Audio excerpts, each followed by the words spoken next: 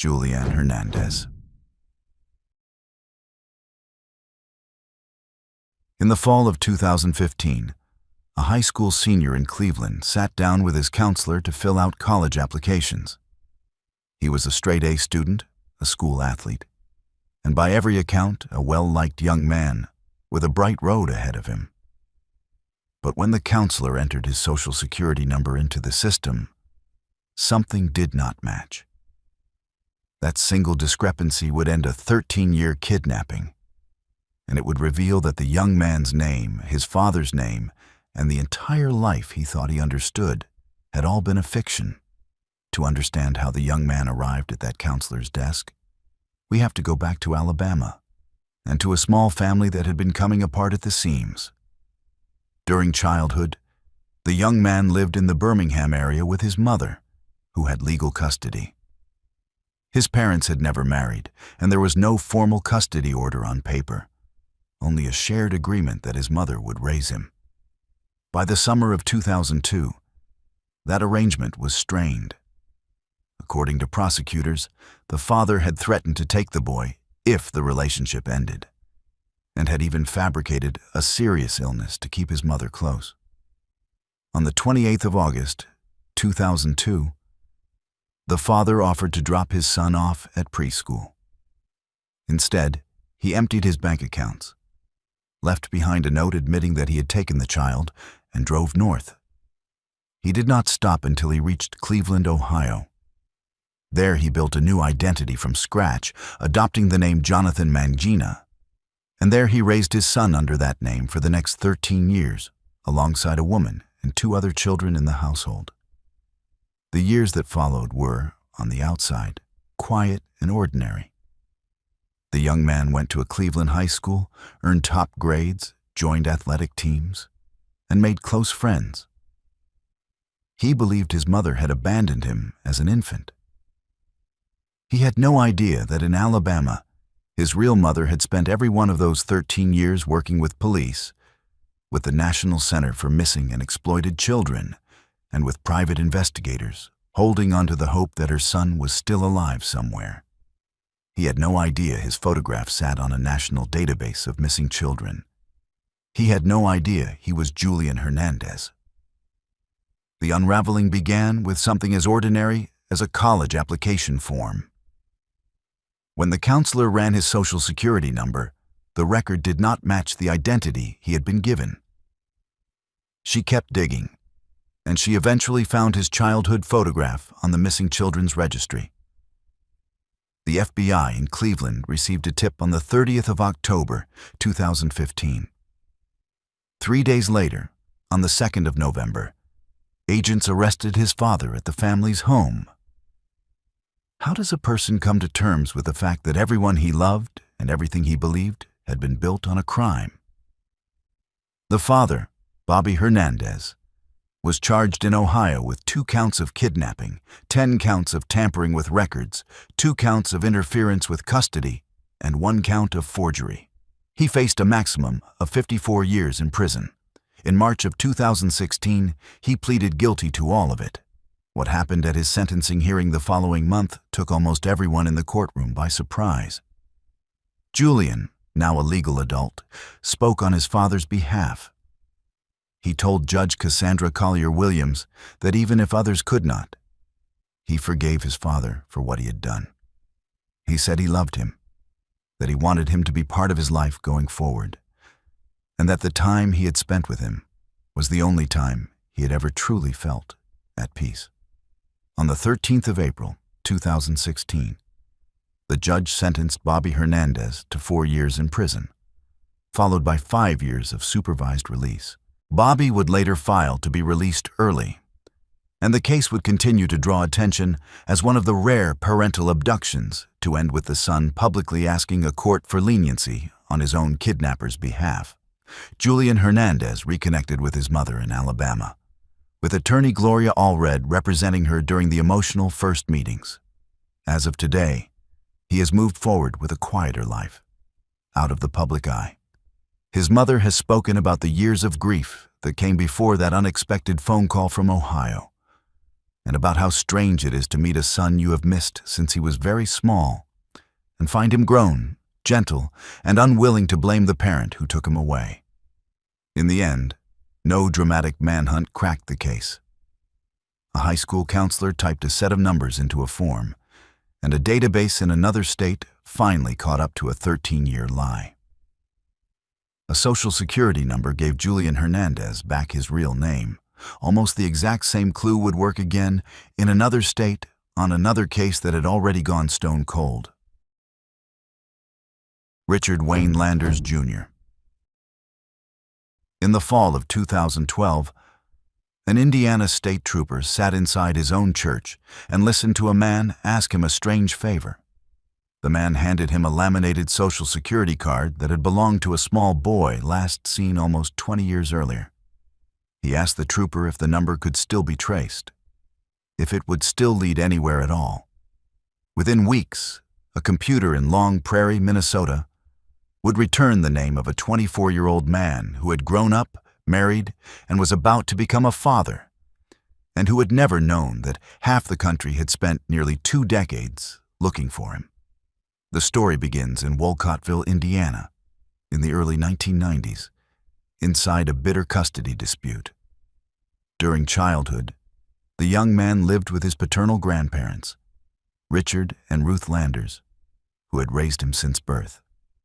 His mother, Lisa, was trying to regain custody through the courts. His father was not part of his life. On paper, the case was one more messy family fight over a child. In practice, it was building toward something far more dramatic. On the 29th of July, 1994, Richard and Ruth Landers took their grandson and vanished.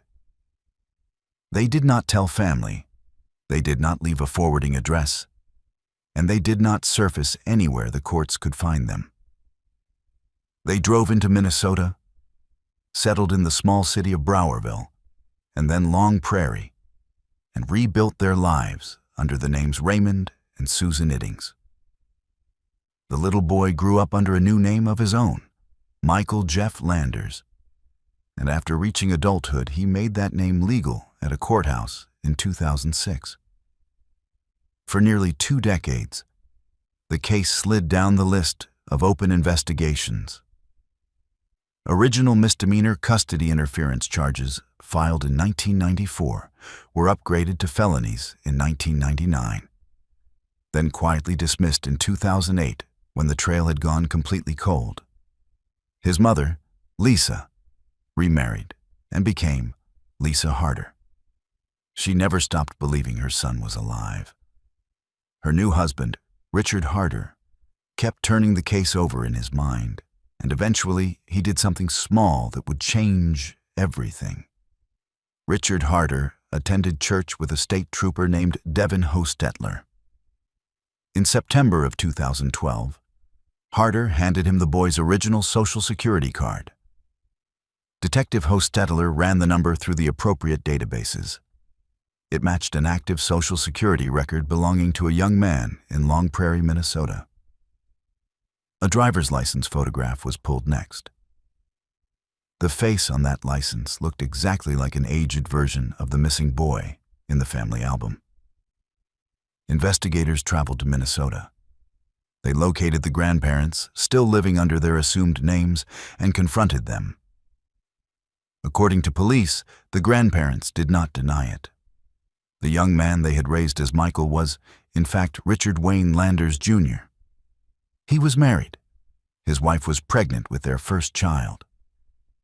And in January of 2013, Indiana authorities publicly announced that the boy who had been missing since 1994 had been found alive and well in a town he had lived in for most of his life. What kind of justice do you seek against grandparents when the grandchild they hid says they were the ones who kept him safe? Authorities did discuss whether to forward the case to federal prosecutors. It was already known that the state felony charges had been dismissed years earlier. In the end, no meaningful prosecution followed. Neither grandparent served prison time for the abduction. Prosecutors weighed the age of the case, The length of time that had passed, the fact that the young man himself did not want charges filed, and the practical difficulties of proving decades-old custody violations in court. The Landers' grandparents were allowed to keep the quiet lives they had built in Minnesota. The circumstances of the abduction remained disputed. Prosecutors and Lisa Harder's attorneys said the grandparents had illegally taken a child in the middle of a losing custody fight and hidden him with the help of forged identities. The grandparents and their grandson said something very different. He publicly defended them, saying they had been his parents in every way that mattered, and that they had acted only because they believed his mother could not care for him at the time. Lisa's lawyer pushed back on the claim that she had been unfit or homeless, saying that a brief earlier period of hardship had been used against her unfairly. As of today, Richard Wayne Landers Jr. lives with his own family in Minnesota. He reunited with his mother, though the relationship has stayed a private one. There have been no lawsuits, no interviews, no memoirs. He kept the name he had grown up with. His grandparents were never punished for what a court had once called a kidnapping. And the case sits in an unusual gray area, one where the missing child was found, forgave the people who took him, and asked everyone to leave the matter alone. For both Julian Hernandez and Richard Landers, the ending came through the same kind of clue, a paper trail catching up with a life built on someone else's forged documents. In the case that follows, there was no paperwork left to find. There was only a mother, a birthday party, and a single strand of hair. Delamar Vera. In December of 1997, a fire broke out at a small row house in the Feltonville section of Philadelphia. When it was over, firefighters searched the nursery and found no trace of the newborn who had been resting inside. The official finding was an accidental blaze, most likely caused by an overheated extension cord, and the family was told that their infant daughter had been lost in the incident. 7 years later, at a child's birthday party in a nearby town, that same mother would look across the room, meet a young girl's eyes, and know without any doubt that she was looking at her daughter. The parents were Luzaida Cuevas and Pedro Vera. Their daughter, Delamar Vera, had been born in early December of 1997. On the 15th of December, when Delamar was still a newborn, a fire started inside the family's row house. Investigators concluded that the infant's body had been consumed by the flames. No remains were ever produced, no death certificate was ever issued, and no one at the fire department could explain the missing body in a way that satisfied Luzaida. She kept saying that her baby had been taken. She said it to police, she said it to reporters, and she said it to the family members who had already begun to grieve. For 7 years, no one believed her. The truth was almost exactly what she had said out loud. A family acquaintance named Carolyn Correa had taken Delamar out of the house that day and then set the fire to disguise the crime. She raised the child as her own in Willingboro, New Jersey, roughly 15 miles away, and she gave her a new name, Aliyah. Correa told anyone who asked that the little girl was her biological daughter. In January of 2004, Luzaida attended a child's birthday party in the same New Jersey community. She noticed a young girl who looked, to her eyes, exactly like the daughter she had lost 7 years earlier. Luzaida did something no one had told her to do. She walked over, casually pretended to fix the girl's hair, and pulled loose several strands. She took them home, contacted police, and asked them to test them. When investigators finally ran a DNA comparison, using a saliva sample from Luzaida and the hair from the party, the result confirmed what she had already known in her body. The little girl was Delamar Vera. How does a mother trust her own eyes when the entire world has spent 7 years telling her that her daughter is dead?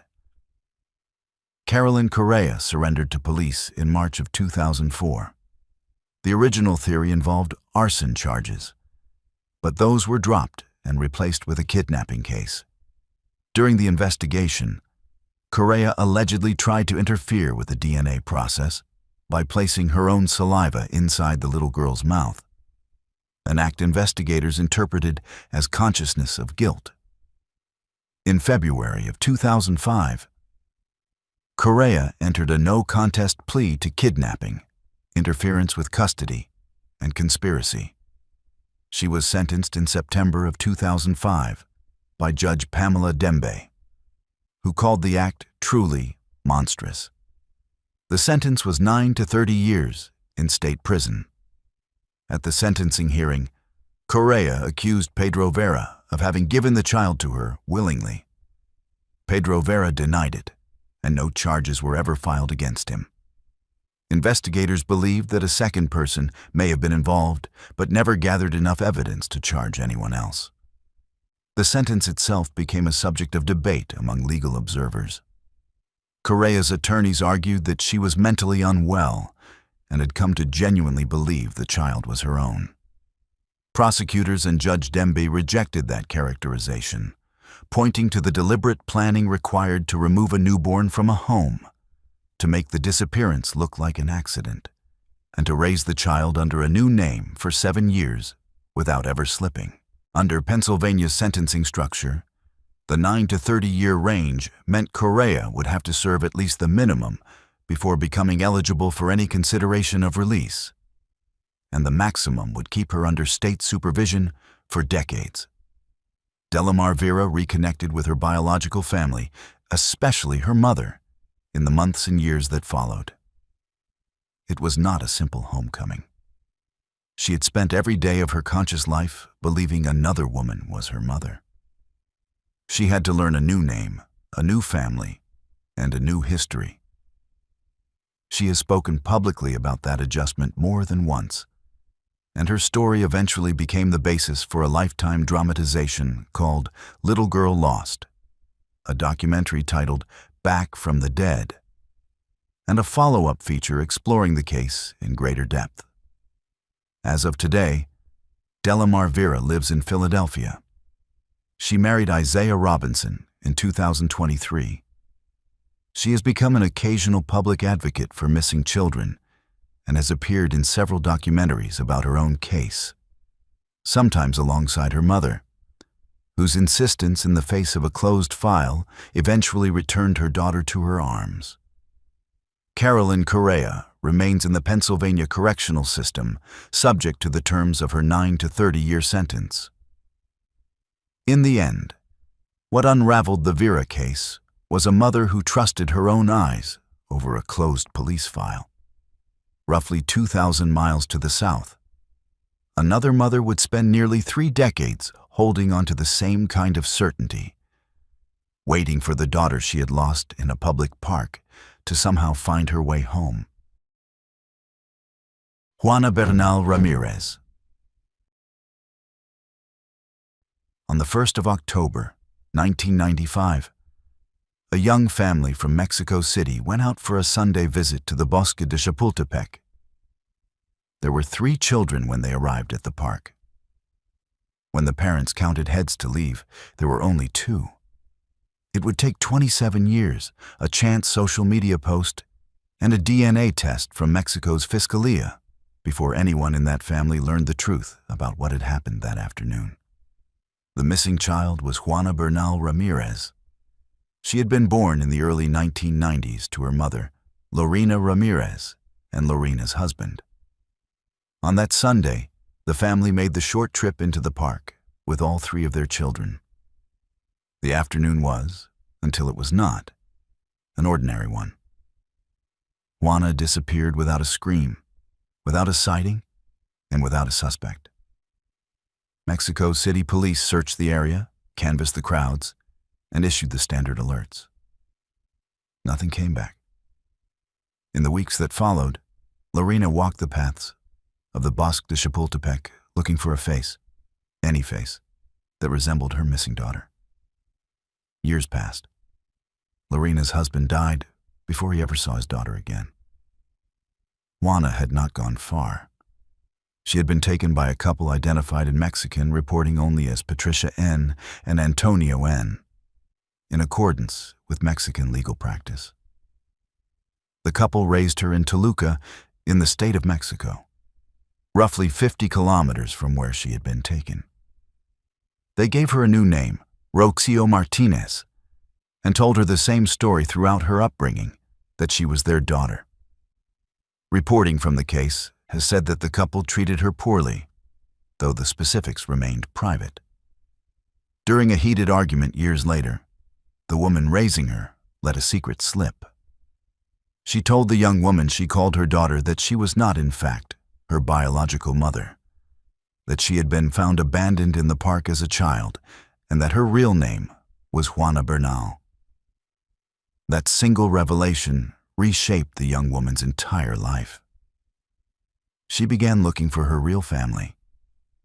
In August of 2022, she posted about her situation on social media, sharing what she knew about her birth name and the park where she had been taken.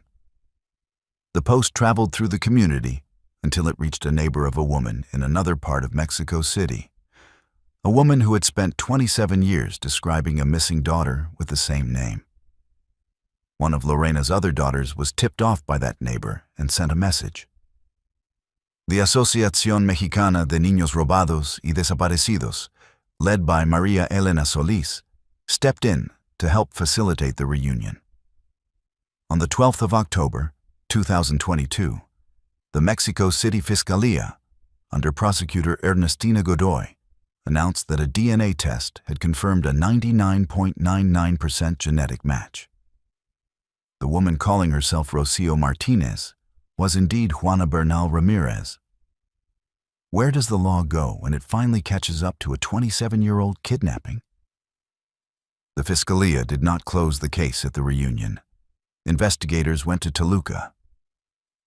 On the 6th of March, 2023, Mexico City authorities announced the arrest of Patricia N. and Antonio N.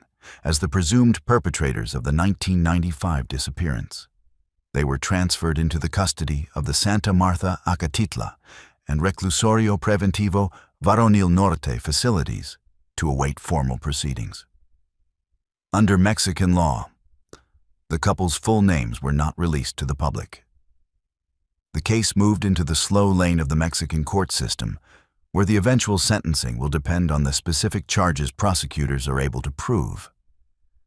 Juana Bernal Ramirez was, by the time of the reunion, a grown woman with a husband and 2 children of her own.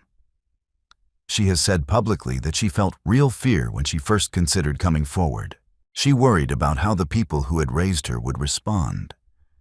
And she worried about what her presence would mean for a mother who had spent nearly 3 decades in grief.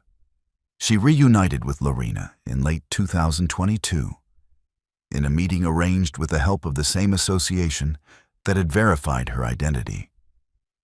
Both women were photographed embracing outside a Fiscalía office, one of them holding a printout of the DNA report that had finally proved what one of them had refused to stop believing for 27 years. The story struck a particular nerve in Mexico, where the Asociación Mexicana de Niños Robados y Desaparecidos has been documenting cases like this one for decades.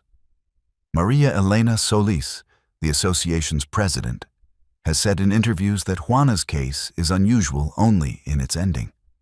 Most Mexican families whose children have been taken never receive a phone call, never see a DNA report, and never learn what became of the child they lost. As of today, Juana Bernal Ramirez is rebuilding a relationship with her biological family in Mexico City while raising her own children. The father she never got to meet again is gone.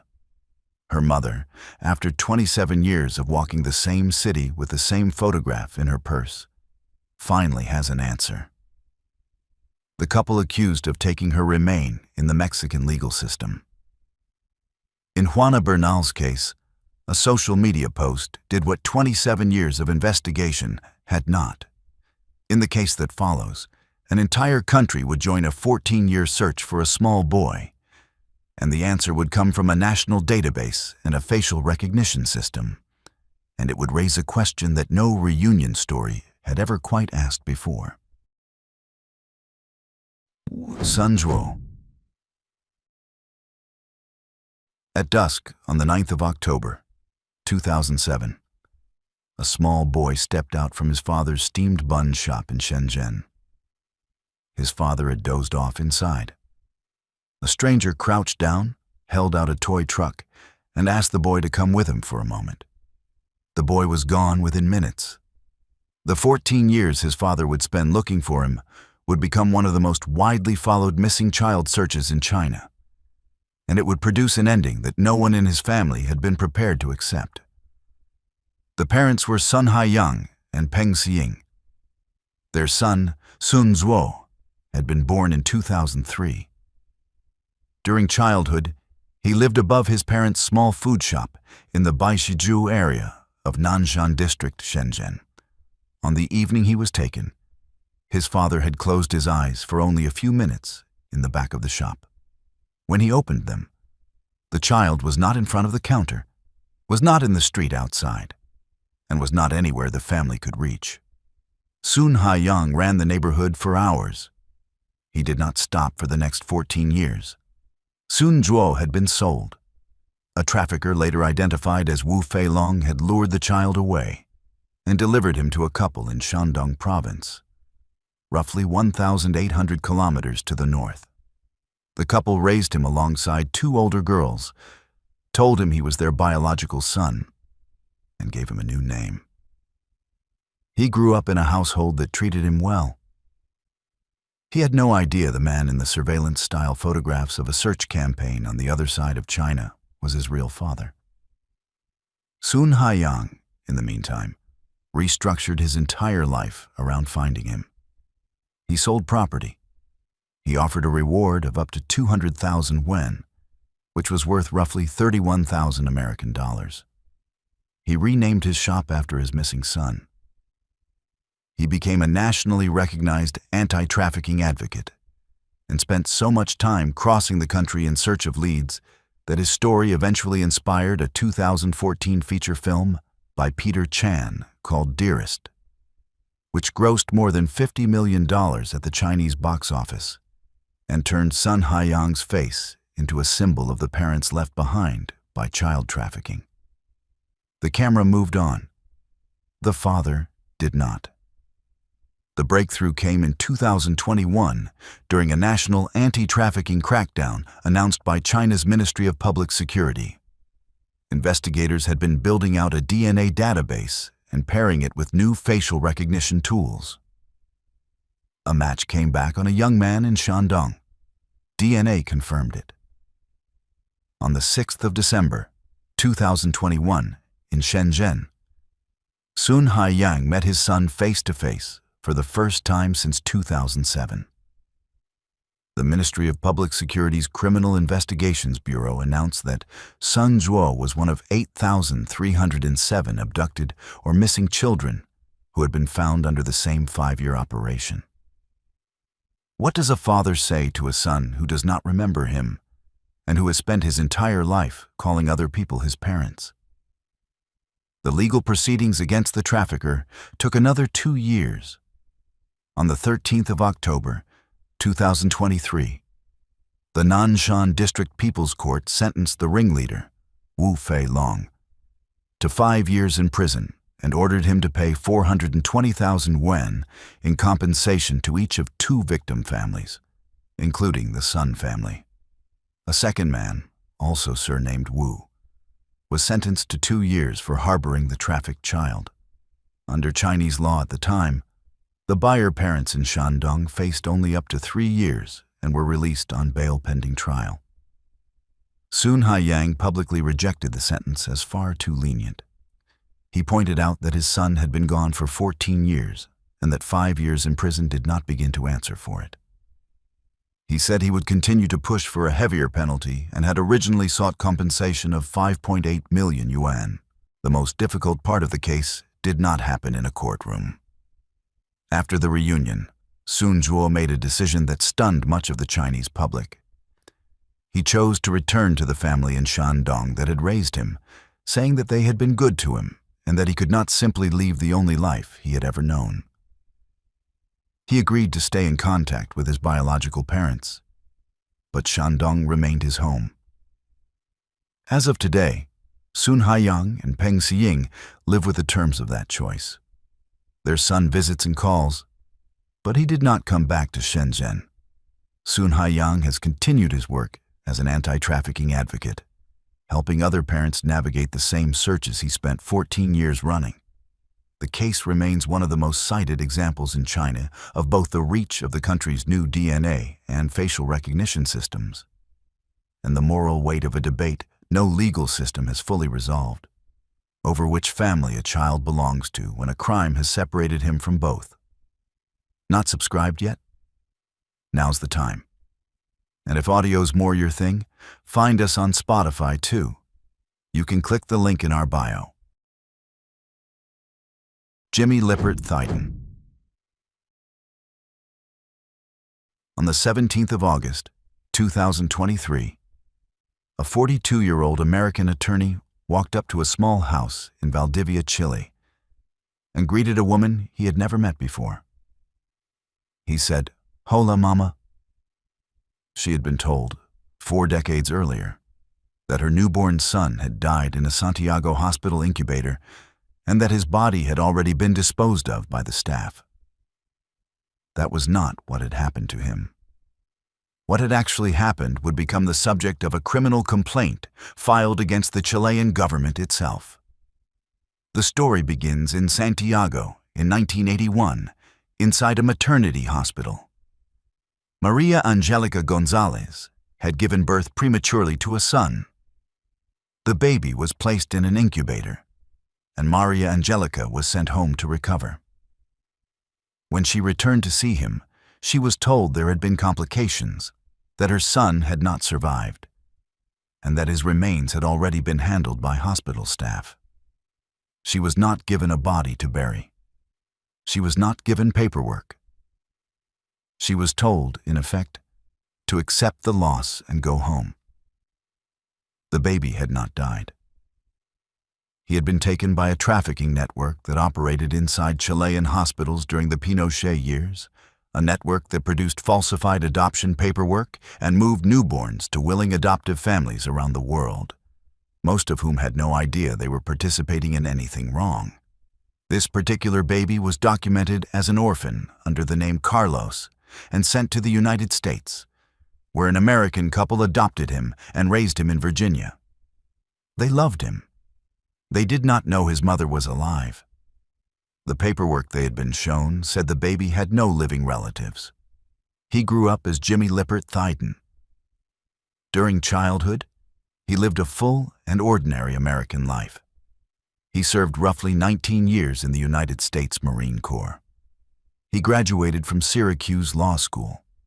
He built a career as a criminal defense attorney and settled in Ashburn, Virginia, with his wife and 2 daughters. In 2011, before a deployment to Afghanistan, his adoptive mother handed him his adoption records. He noticed inconsistencies in the paperwork.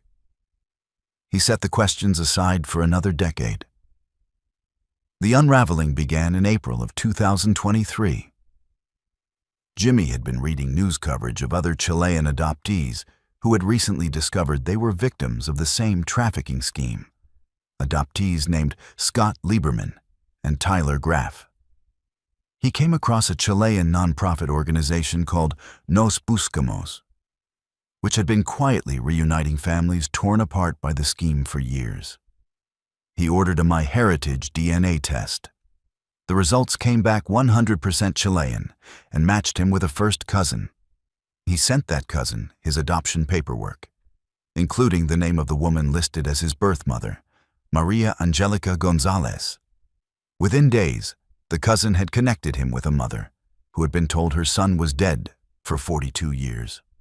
How does a person greet the mother a hospital told him no longer existed? In 2024, at 43, Jimmy Thyton Gonzalez, using both surnames now, filed a criminal complaint against the Chilean government.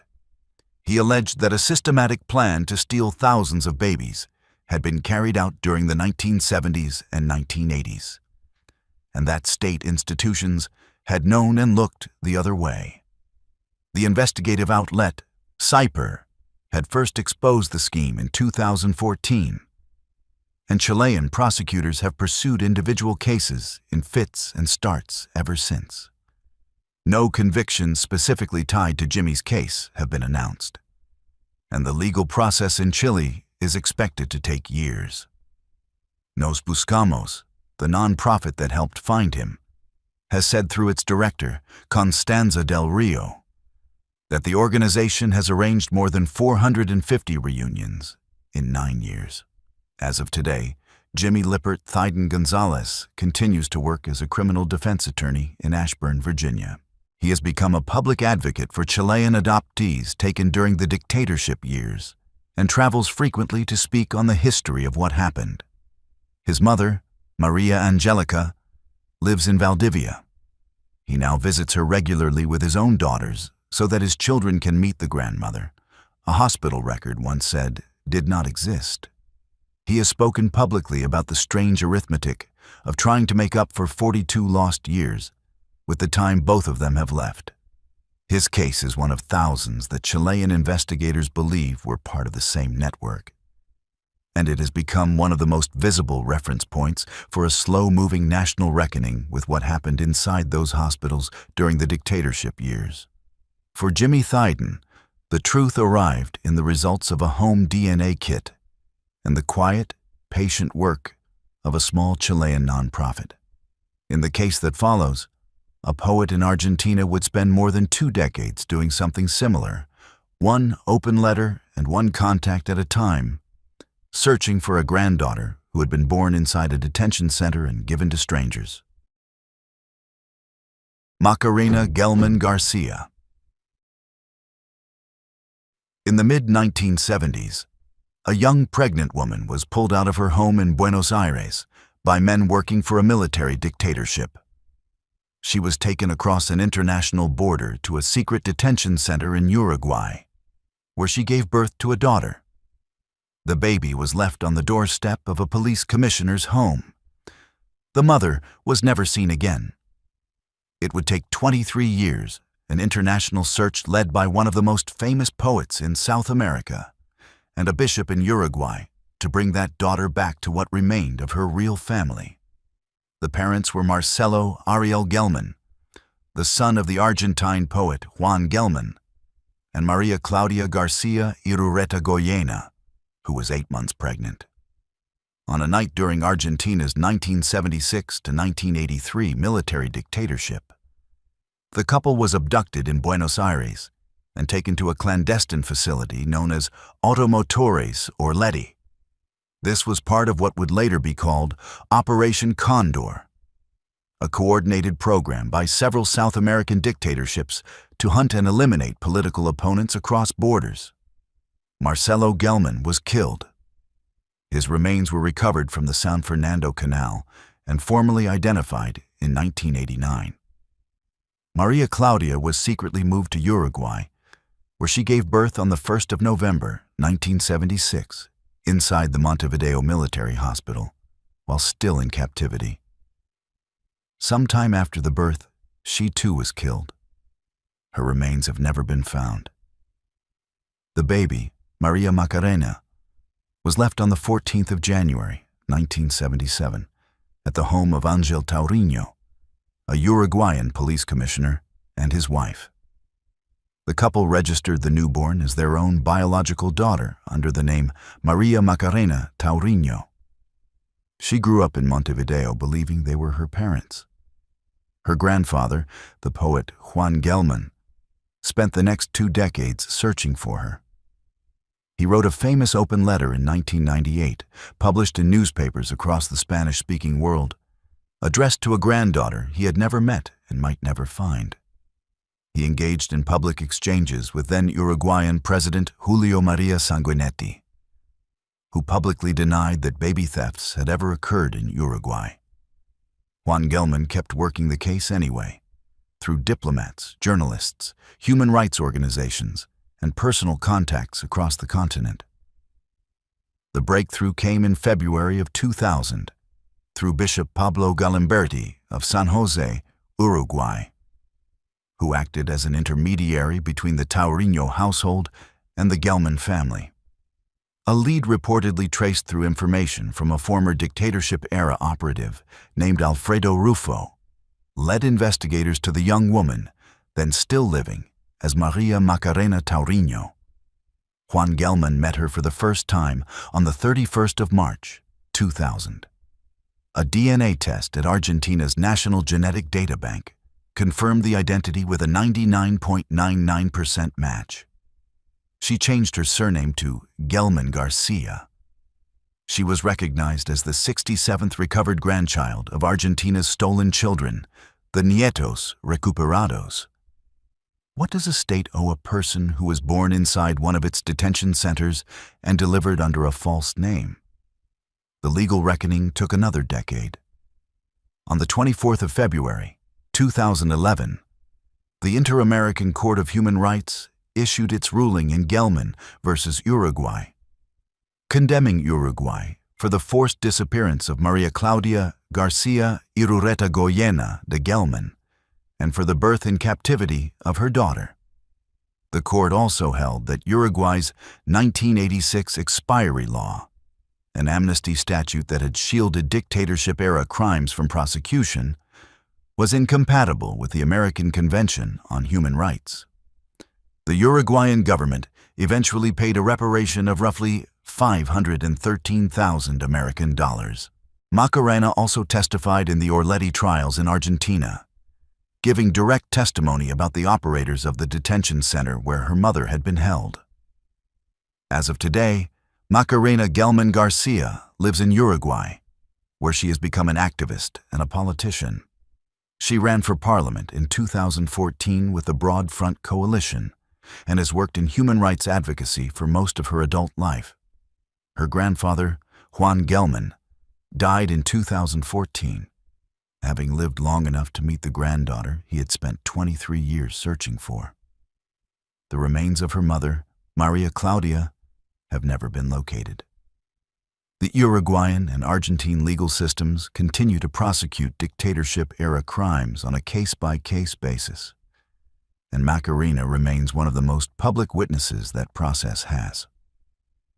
The Gelman ruling has since been cited in other inter-American court decisions dealing with the crimes of South America's military governments, and her own testimony continues to appear in academic and legal writing on the region's transitional justice process. The Gelman case took 23 years, and the persistence of a grandfather who never accepted silence for an answer, backed by a small circle of clergy, human rights workers, and former dictatorship-era operatives who eventually decided a young woman living under a false name deserved to know who she really was. In the case that follows, no one was writing open letters, no state had covered anything up, and no decades of history stood in the way. A young woman would simply walk through the door of a small-town police station on a summer afternoon and end her own missing person case herself.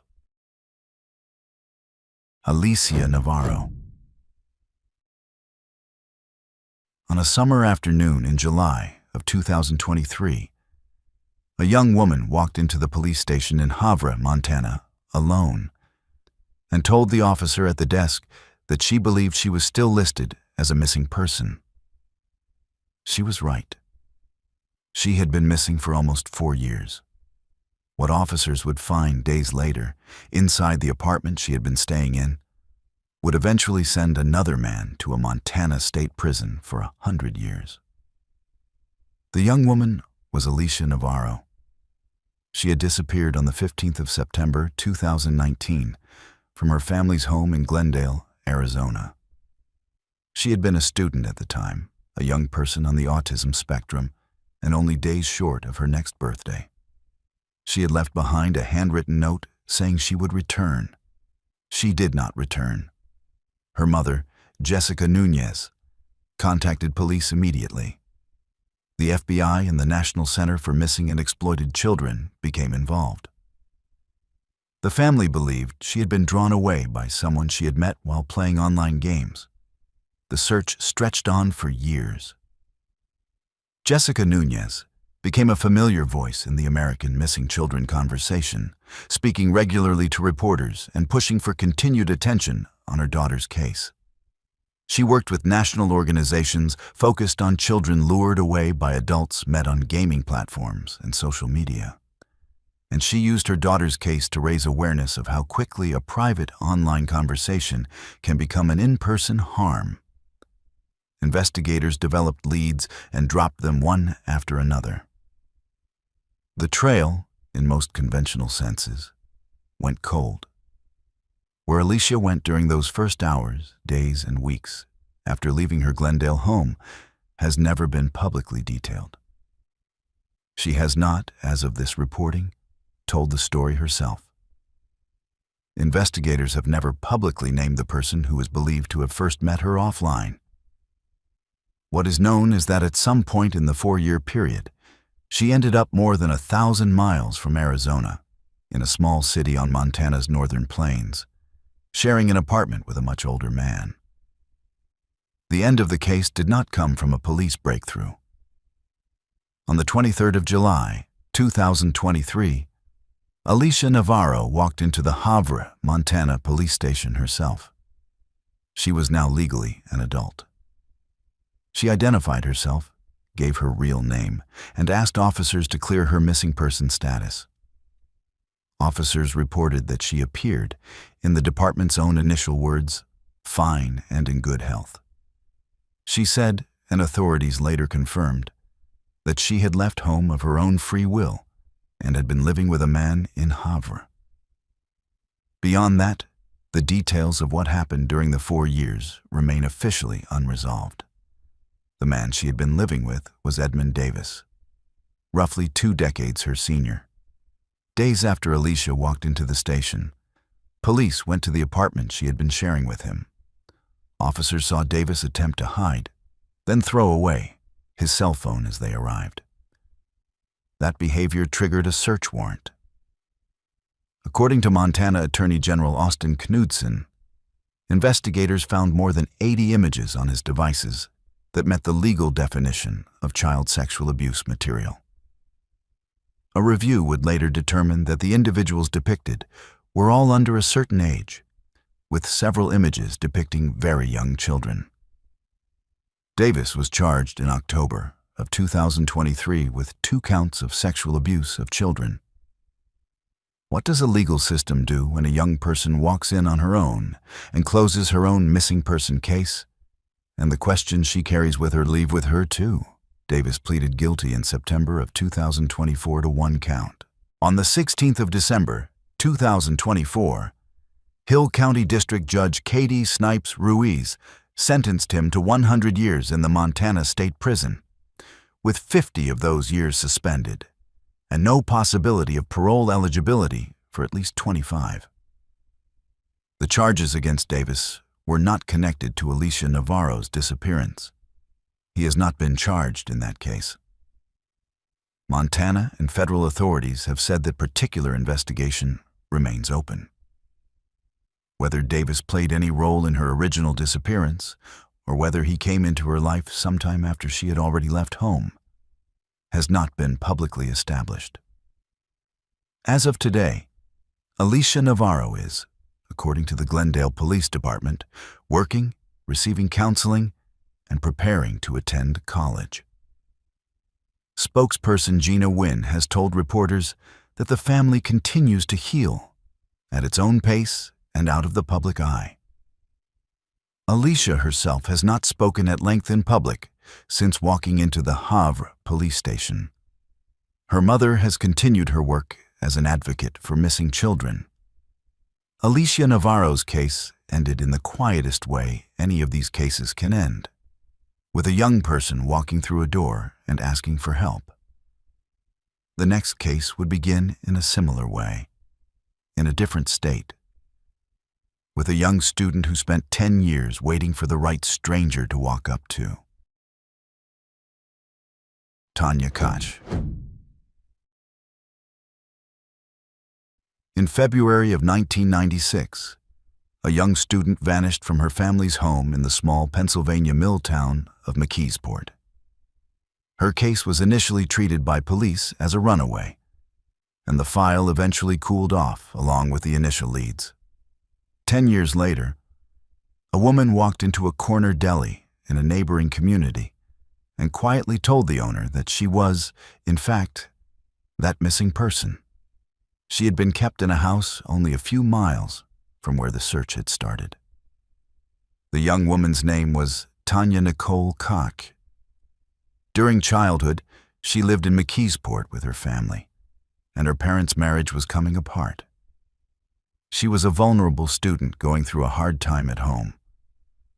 On the 10th of February, 1996, she was reported missing. There was no immediate suspect. There was, however, an adult who had noticed how alone she felt and how easy she was to isolate. That adult was Thomas John Hose, then in his late 30s, a security guard at Cornell Middle School, where Tanya had been a student. Jose had been positioning himself as a confidant. He convinced her to leave home and move into the second-floor bedroom of the house he shared with his parents and his own son. Without telling any of them, she was there. Tanya lived inside that bedroom for the next 10 years. For roughly the first 4 of those years, she was hidden from Jose's own family. Her contact with the outside world stopped completely. She was psychologically controlled by Jose, who told her over and over that her family did not want her back and that no one was looking for her. She was subjected to abuse that she has since described publicly in her own words, and that was later established in court. Around the year 2000, Jose introduced her to his family under a new name, Nikki Allen, presenting her as his girlfriend. She was allowed limited outings under that new identity. In those brief outings, she began to make small connections with the outside world. She became a regular customer at a corner deli, where the owner, a man named Joseph Sparico, and his wife Janet, treated her kindly and asked no difficult questions. Over time, she began to trust them. In 2006, she confided her real identity to the Sparicos and told them she was, in fact, the young student who had disappeared from McKeesport a decade earlier. The Sparicos immediately contacted authorities. In March of that year, Tanya Koch was recovered by police and reunited with her father, Jerry Koch, for the first time in a decade. Her identity was verified through fingerprint records and family photographs. What kind of accountability does the law offer for 10 years of a person's life? The criminal case against Thomas Hose moved quickly. In 2007, he pleaded guilty to involuntary deviate sexual intercourse and to related offenses. A Pennsylvania court sentenced him to a term of 5 to 15 years in state prison. He would go on to serve, according to publicly reported records, the full 15 years of that maximum. The civil aftermath was far more complicated. Tanya Koch filed lawsuits against a number of parties she believed had failed her, including the city of McKeesport, the school district and school board, the security firm that had employed Jose, and members of Jose's family. Those lawsuits were dismissed at the district court level in 2008 and on appeal by the Third Circuit in December of 2009, on the grounds that too much time had passed under Pennsylvania's civil statute of limitations. The courts did not evaluate the underlying claims. They ruled only that Koch had waited too long to sue, a ruling she and her attorneys strongly disputed given the circumstances of her decade of captivity. In 2012, Tanya was sued by her father and stepmother over the content of a memoir she had written about the case. That civil dispute was eventually resolved outside of a full public trial. As of today, Tanya Koch McCrum lives in Pennsylvania. She married Carl McCrum in September of 2018 and has become a stepmother and step-grandmother. She wrote a memoir titled Memoir of a Milk Carton Kid, describing her years in captivity in her own words. She has become a public survivor and an advocate for other missing persons cases. In 2024, Lifetime released a dramatization of her story called The Girl Locked Upstairs, produced by fellow survivor Elizabeth Smart. Thomas Hose, having served his full sentence, has since been released from state prison. For Tanya Kach, freedom began with a single trusted adult in a small community that was willing to make one phone call. In the last case in this list, a young student in Japan would spend more than 9 years waiting for someone in a similar position to notice. And the person who eventually did was someone whose own home she had been held in the entire time. Fusako Sano. In November of 1990, a young student in the small Japanese city of Sanjo walked home from a school baseball game and never arrived. The search that followed pulled in every police station in Niigata Prefecture. Investigators eventually chased leads as far as North Korea. What no one checked, and what they should have, was a 2-story house barely 34 miles up the coast in a city called Kashiwazaki, where the young student would be held for 9 years and 2 months. Her name was Fusako Sano. On the 13th of November, 1990, she was walking home in Sanjo when a man forced her into a car. The man was Nobuyuki Sato, then in his late 20s, unemployed, and living with his mother in the second-floor apartment of a 2-story house in Kashiwazaki. He drove her home. He kept her there. Sato had done something similar before. A year earlier, in 1989, he had been arrested for attempting to abduct another girl. At the time he took Sano, he was still on probation for that earlier offense. A records-keeping failure meant no one cross-referenced his history when Sano disappeared, and the initial investigation into her case never focused on him. Sano was confined to a room on the second floor of Sato's house. Sato's mother lived downstairs. She was aware, at least in part, that her son was hiding someone in the upper part of her house. She was afraid to go upstairs. When she tried, according to later reporting, Sato became violent with her. She did not go to the police. Sano was kept isolated from the world outside that room for a period of 9 years and 2 months. The end of her captivity did not come from a police breakthrough. It came from Sato's mother finally reaching out for help, not about the hidden person upstairs, but about her son himself. In January of 2000, she made a series of calls to the Kashiwazaki Public Health Center about her son's escalating violent behavior. Health officials visited the house on the 28th of that month. A physical disturbance broke out during the visit, and Sano was taken to a hospital for medical attention. In the hospital, she gave her real name. The identity check that followed matched her to a missing persons case 9 years and 2 months old. Sato was hospitalized, then arrested on the 11th of February. What does a sentence look like for someone who takes a decade of another person's life? The Niigata District Court took the case first. On the 22nd of January, 2002, that court sentenced Sato to 14 years in prison. Prosecutors had asked for 15. The case then went up on appeal. On the 10th of December, 2002, the Tokyo High Court reduced the sentence to 11 years. The reduction was not, contrary to some inaccurate later summaries in English language coverage, based on any finding of diminished mental capacity. That defense had been rejected at every level. The reduction was based on a technical dispute over how to calculate a total sentence for multiple concurrent crimes under Japan's statutory scheme, given that confinement causing injury carried a maximum of only 10 years at the time. The prosecution appealed to the Supreme Court of Japan. On the 10th of July, 2003, that court, in an opinion led by Justice Takehisa Fukazawa, restored the original 14-year sentence. The court held, for the first time, as a matter of Japanese judicial interpretation, that concurrent offenses had to be treated as a unified whole within the applicable 15-year statutory ceiling.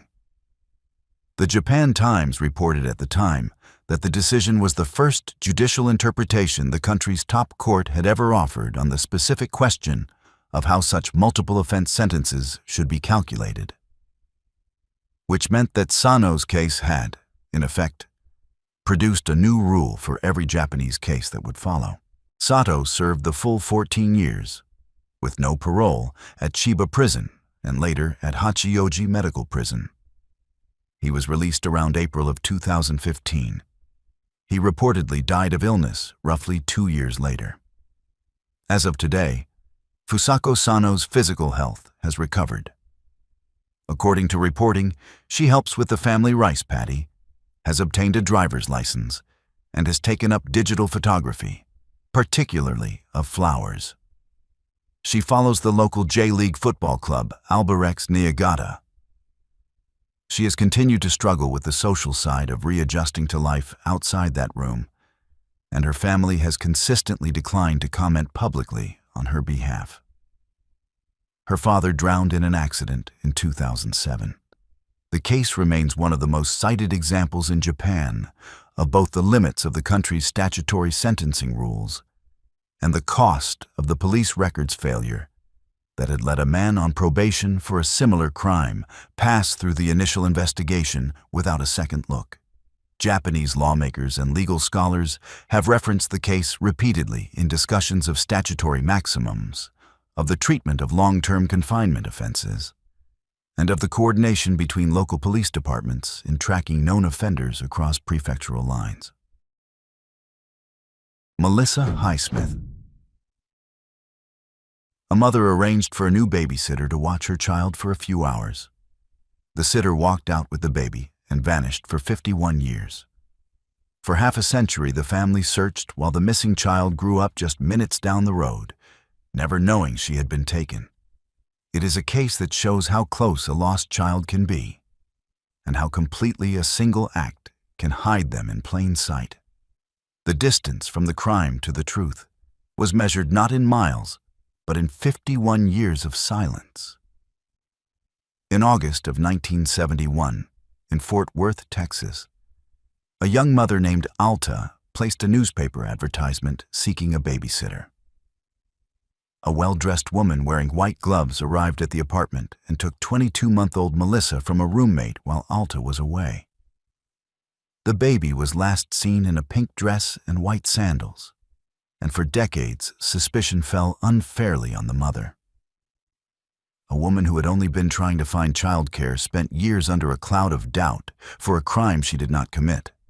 The real abductor, meanwhile, had simply walked out the door with the baby and slipped into anonymity. The white gloves and careful dress had given the stranger an air of trust, and once she was gone, there was almost nothing to trace. What had really happened to the missing baby? She had been raised under a different name, only about 10 minutes from where she was taken, and never knew she had been abducted. She has described a difficult childhood and ran away when she was 15. The life she had been forced into was hard, and she left it behind as a teenager, with no idea that the family she had been taken from was still looking for her. She has said she believes the woman who raised her was the one who took her, though that has not been confirmed. If that is true, then the person she trusted as a mother was the same person who had stolen her from one, a wound that runs deeper than any abduction by a stranger.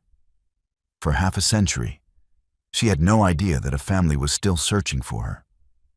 All that time, she had been living almost within sight of the life that had been taken from her. How were they finally reunited? In late 2022, the family used an at-home DNA service and the biological father's DNA matched Melissa's 3 children.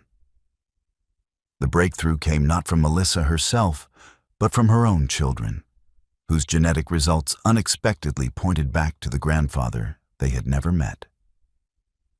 It was a quiet reminder of how these tests can reach across generations, surfacing a connection no one had gone looking for. The grandchildren's curiosity about their own ancestry ended up answering a question their family had been asking for 50 years. The family reached out to her through social media, though she at first thought it was a scam. It was hard to believe that a message on the internet could undo 50 years of silence. They reunited the weekend after Thanksgiving that year. After 51 years, a holiday weekend became the moment a family that had been broken since 1971 was finally whole again. Parents who had spent half a century not knowing if their daughter was alive got to embrace her at last. The National Missing Children Center had earlier shared an age progression image and a tip, declaring simply, "We found her." The following year, Fort Worth police completed official testing that confirmed her identity. The home test had brought the family together, but it took official police testing to put the matter beyond any doubt.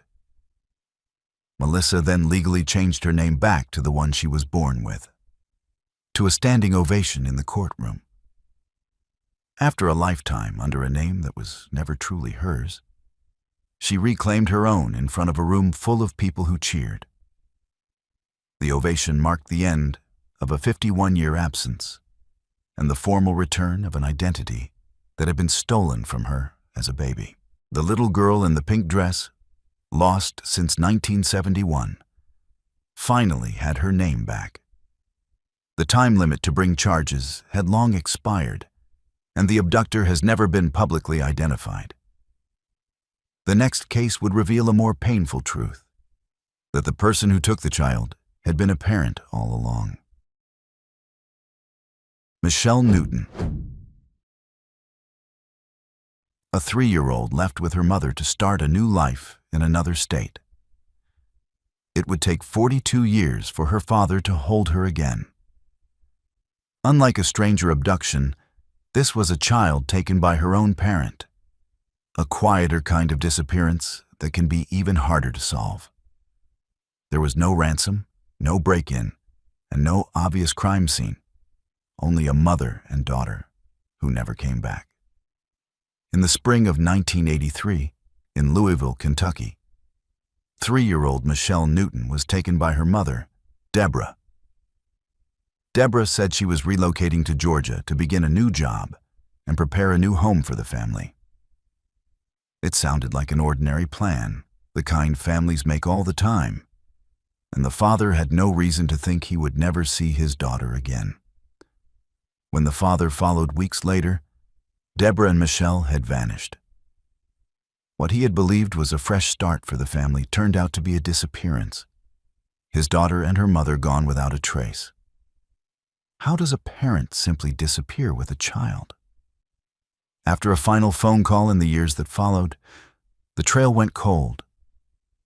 And for a time, Deborah was placed on a federal most wanted list for parental kidnapping. This was not a stranger in the night, but a mother who had taken her own daughter and erased them both. Cases like this can be among the hardest to solve, because the person who took the child knows exactly how to keep her hidden. A mother on the run can change names, cross state lines, and raise the child as her own, leaving almost nothing for investigators to follow. Deborah lived under an assumed name, remarried, built a new life, and eventually retired to Florida. Michelle grew up under a false identity, unaware she was a missing child, and only learned the truth in her mid-40s. She had lived her whole life believing one story about who she was, only to discover in middle age that another family had been grieving her since she was 3. By the time she understood the truth, she said, she could only look back at everything she had missed.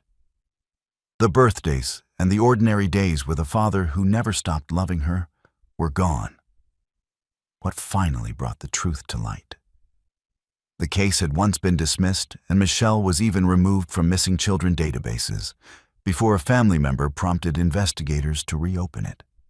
For a time, it had looked as though the system itself had given up, the little girl's name quietly erased from the lists of the missing. In 2025, a Crime Stoppers tip in Florida pointed to a woman in her 60s living under a different name. A task force detective compared a recent photo with one from 1983, and DNA from Deborah's sister returned a match of more than 99%. The comparison of a child's old photograph with the face of a woman in her 60s closed a gap of more than 4 decades. What had started as an anonymous tip became, with a single careful match, the answer to a 42-year-old mystery. Investigators confirmed that the woman living quietly in Florida was the same one who had vanished from Kentucky in 1983. The retiree who had built a new life under a new name turned out to be the long-sought figure from a federal most wanted list. The two identities, the wanted fugitive and the quiet Florida retiree, had been the same person all along. Deborah Newton was arrested in November of 2025. Michelle reunited with her father in Louisville on Thanksgiving that year. A holiday built around family became the day a father and daughter, separated since she was 3, sat together again for the first time in 42 years. Deborah was charged with felony custodial interference, a crime that has no time limit in Kentucky, pleaded not guilty, and was released on bond. Because Kentucky sets no deadline for such a charge, the passage of 42 years was no shield against prosecution. The law treated the case as if the years between had changed nothing about what had happened. Her father said simply, "She's always been in my heart." For him, the reunion was the answer to a question he had carried for more than 4 decades. The next case would begin on a Hawaiian shore, with a mother who walked away and never came back. Steve Carter. A mother took her baby for a walk along a Hawaiian shore and never came home. The boy would not learn his real name for 34 years. He grew up an ordinary American, with no reason to suspect that the baby photos in a missing children file were of him. The answer to a Hawaiian mystery was living quietly on the mainland, behind a new name and family.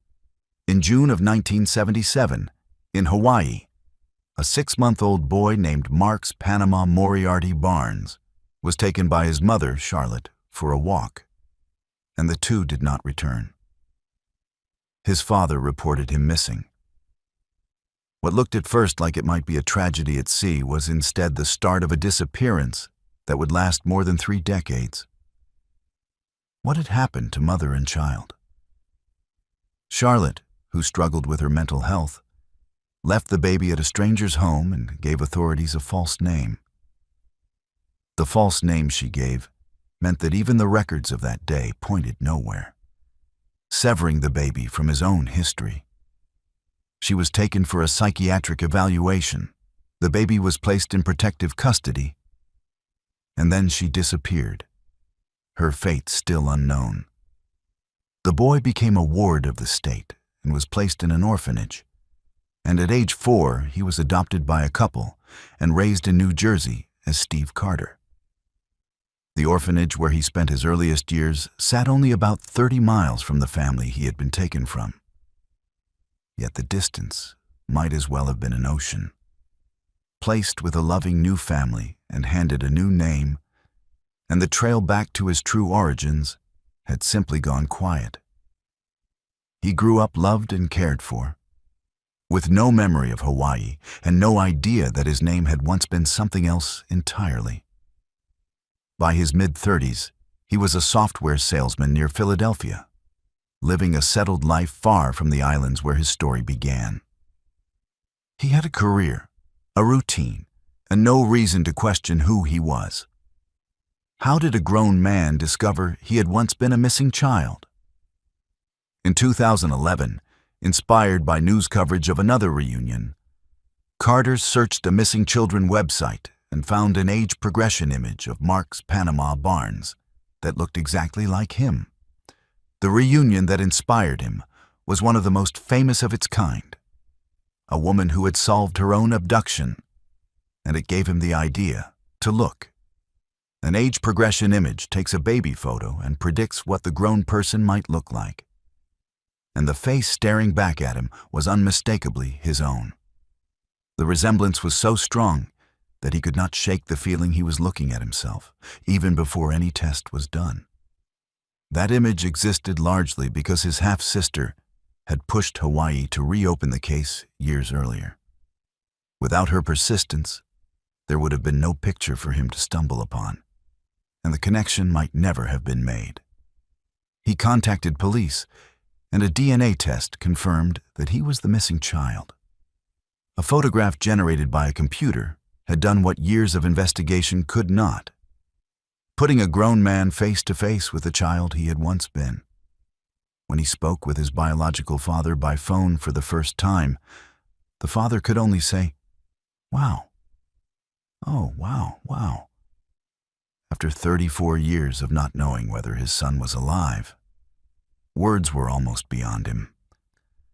The National Missing Children Center helped arrange that first contact, bridging a gap of more than 3 decades with a single phone call.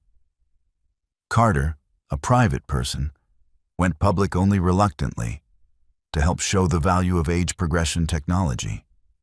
He had not gone looking for attention, only for the truth, but he agreed to share his story so that the same technology might bring other families together. His birth mother, Charlotte, was never found, and because this was a case involving a parent who had vanished, no prosecution followed. The story closed with a reunion on one side and an enduring mystery on the other. The fate of the mother who had walked away on a Hawaiian beach still unknown. Carter had found where he came from, even if the woman at the center of it had never been found at all. The next case would be solved not by DNA alone, but by a map a little boy had drawn from memory. Lee Jingwei. A 4-year-old was taken nearly 2,000 kilometers from home. He forgot his own name, but he never forgot the shape of his village.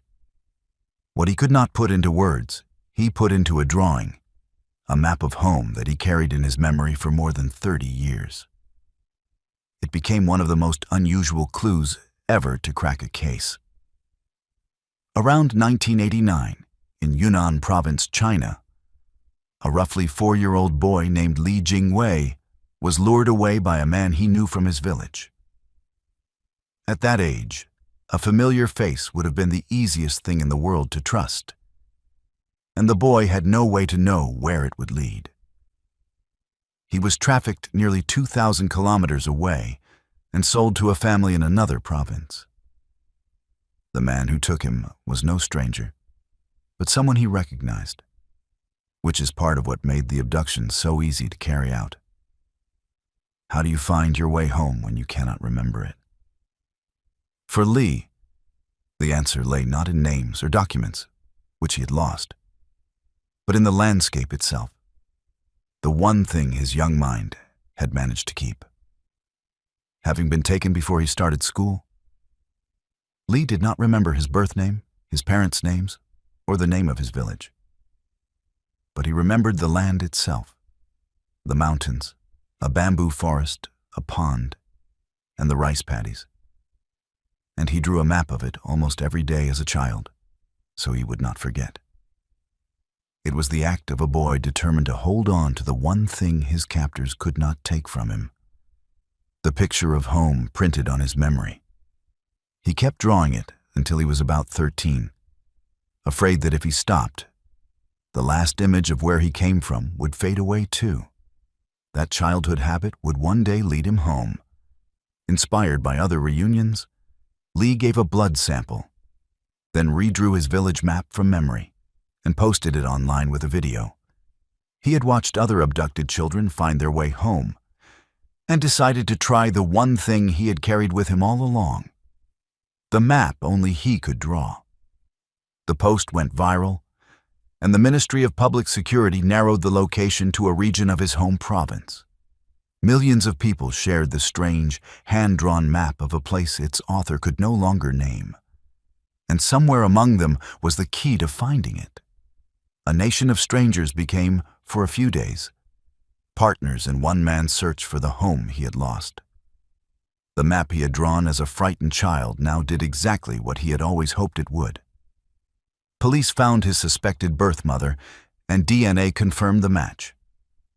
What had begun as a child's drawing ended in a laboratory result, the two halves of his life fitting back together.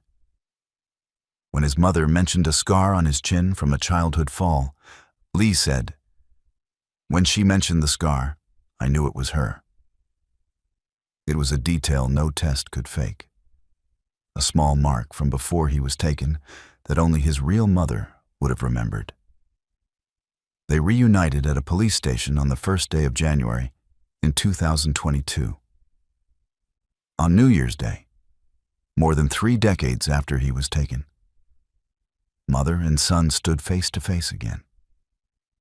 The first day of a new year became the start of their lives together. His birth father had already died, a reminder that even a happy ending can come too late for some. 2 traffickers were later tried, and a neighbor received 11 years, while a second man received 10 years for human trafficking. One of them was the very man from the village whose familiar face had made the abduction possible in the first place. Each was ordered to pay Lee compensation far below what he had sought, and he said he would appeal. The sentences brought a measure of accountability, but for Lee, no court ruling could fully answer for the childhood and the family that had been taken from him. He had found his mother, but the years in between were gone, and so was the father he never got to meet again.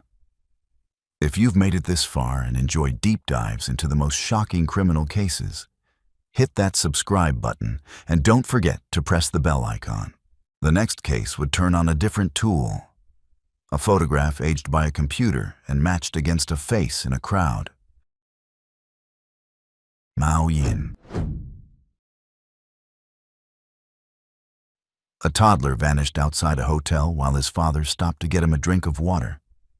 His mother would spend 32 years searching for him. This case turned on a tool none of the earlier searchers had, a computer that could take a child's old photo and imagine the adult he had become.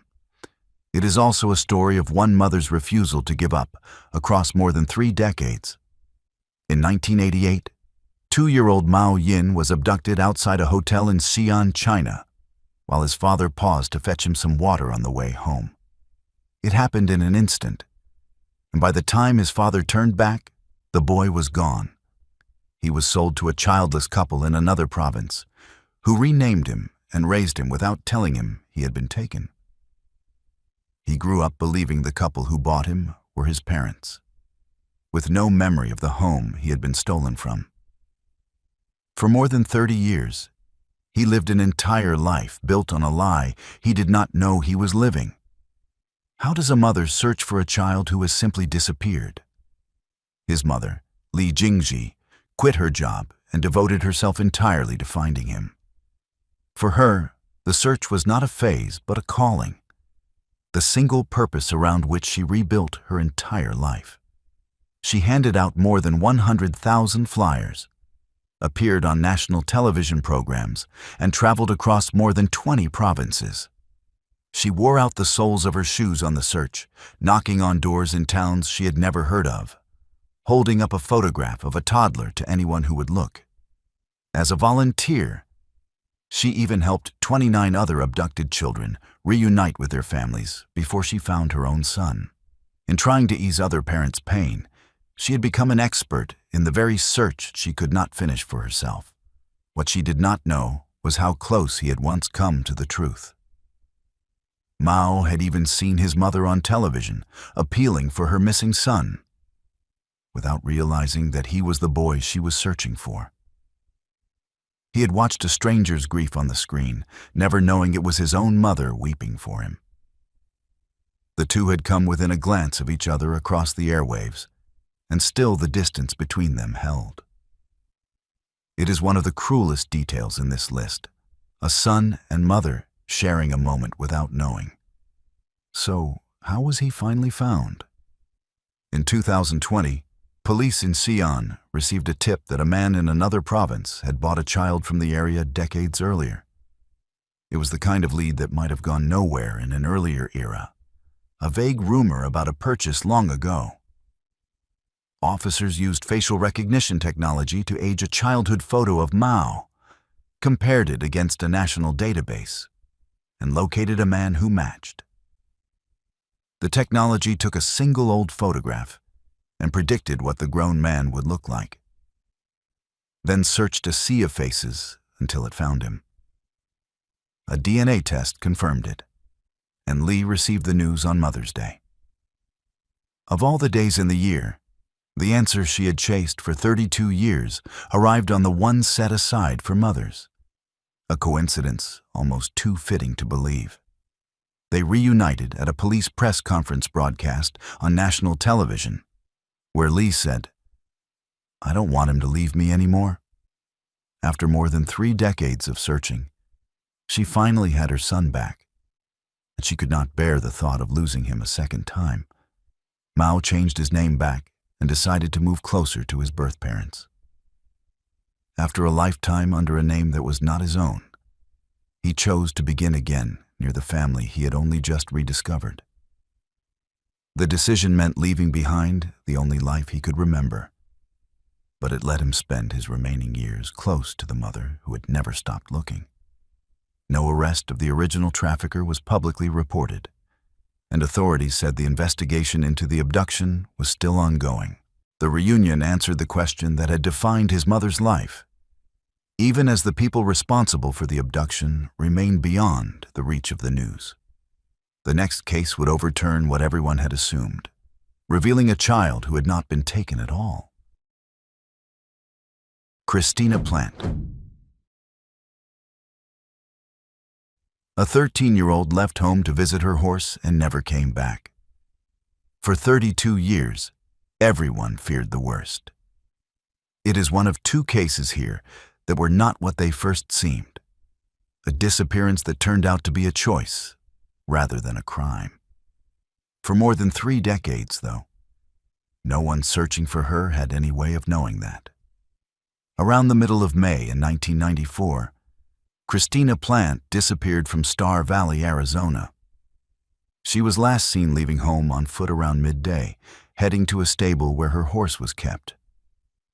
It was an ordinary errand for a horse-loving teenager, the sort of short walk no one thinks twice about until the person never comes home. The case was classified as suspicious, and authorities initially feared she had been abducted. For decades, her name sat among the missing children of Arizona.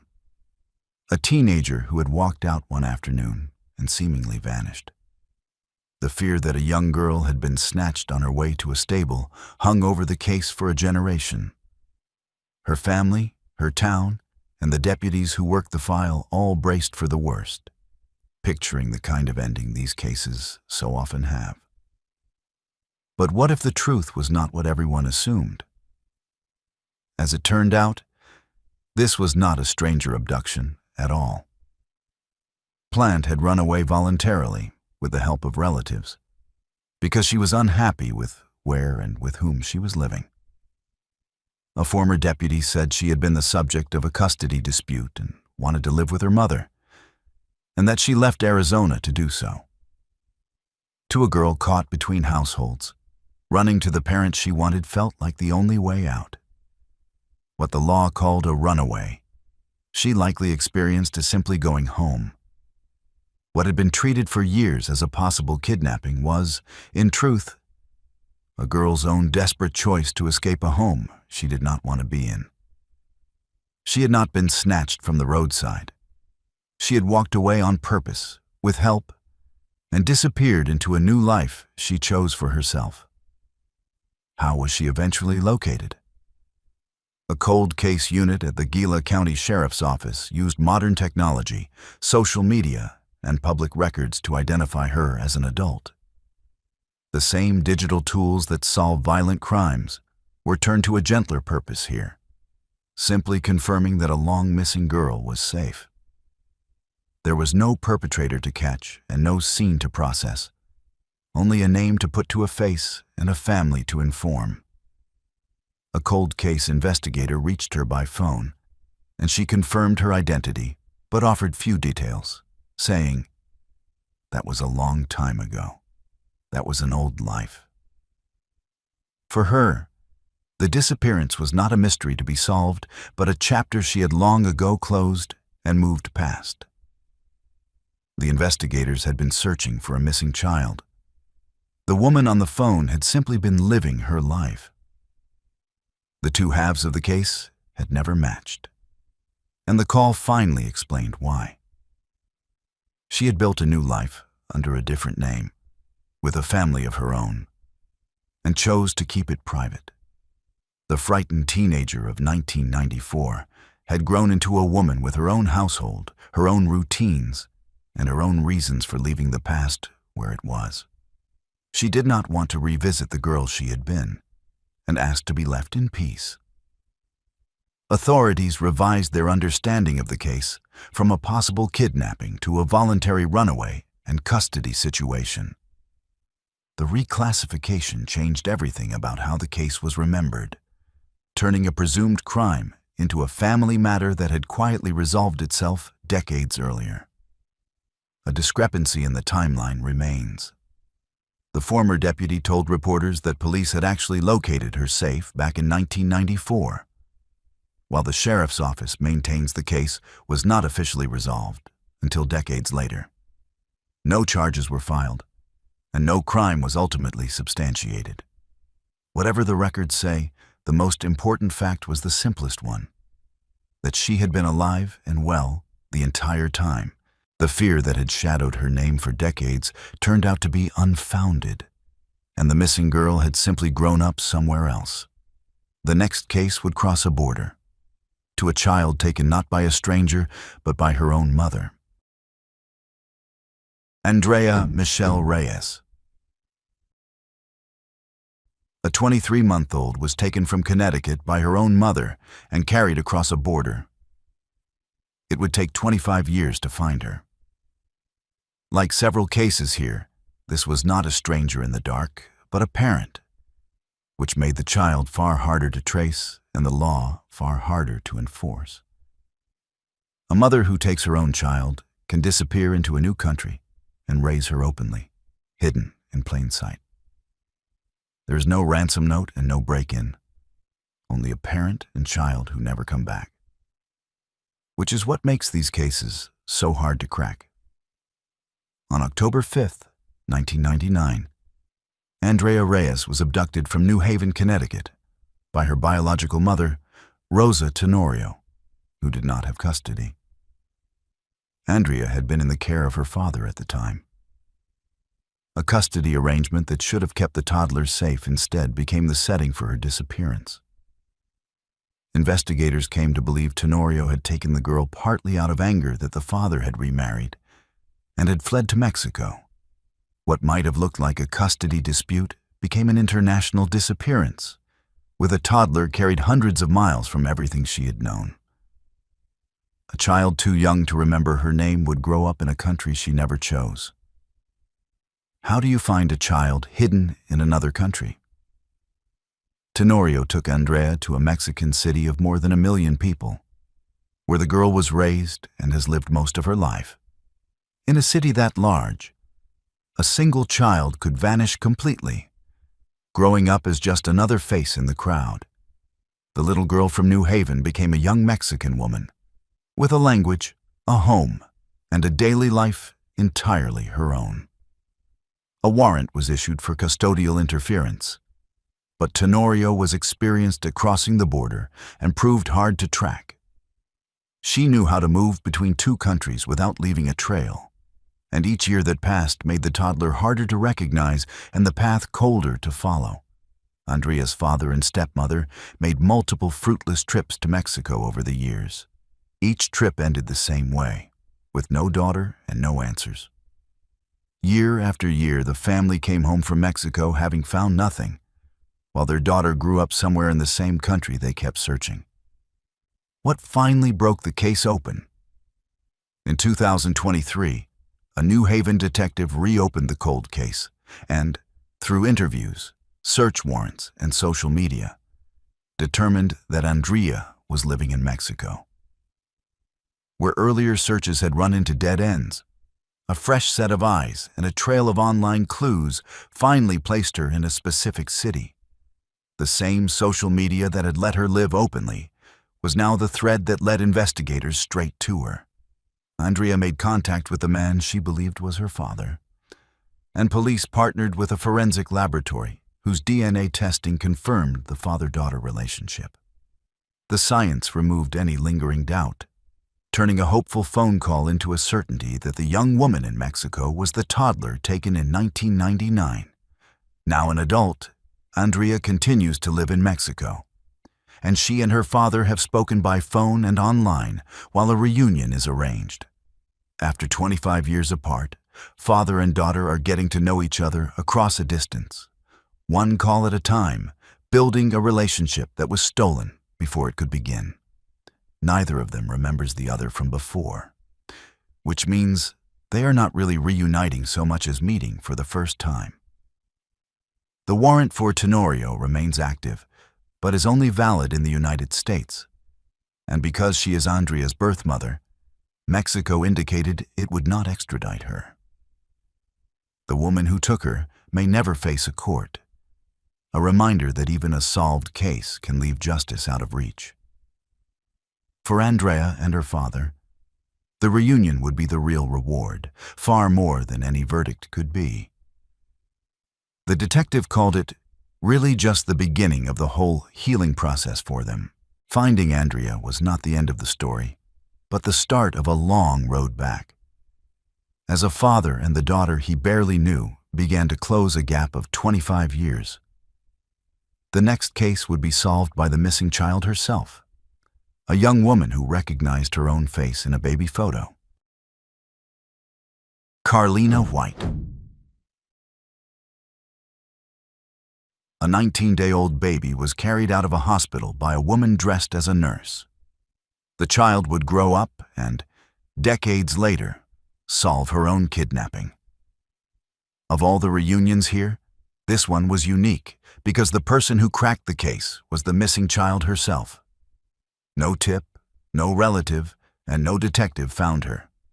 She found her own face in a database of the lost.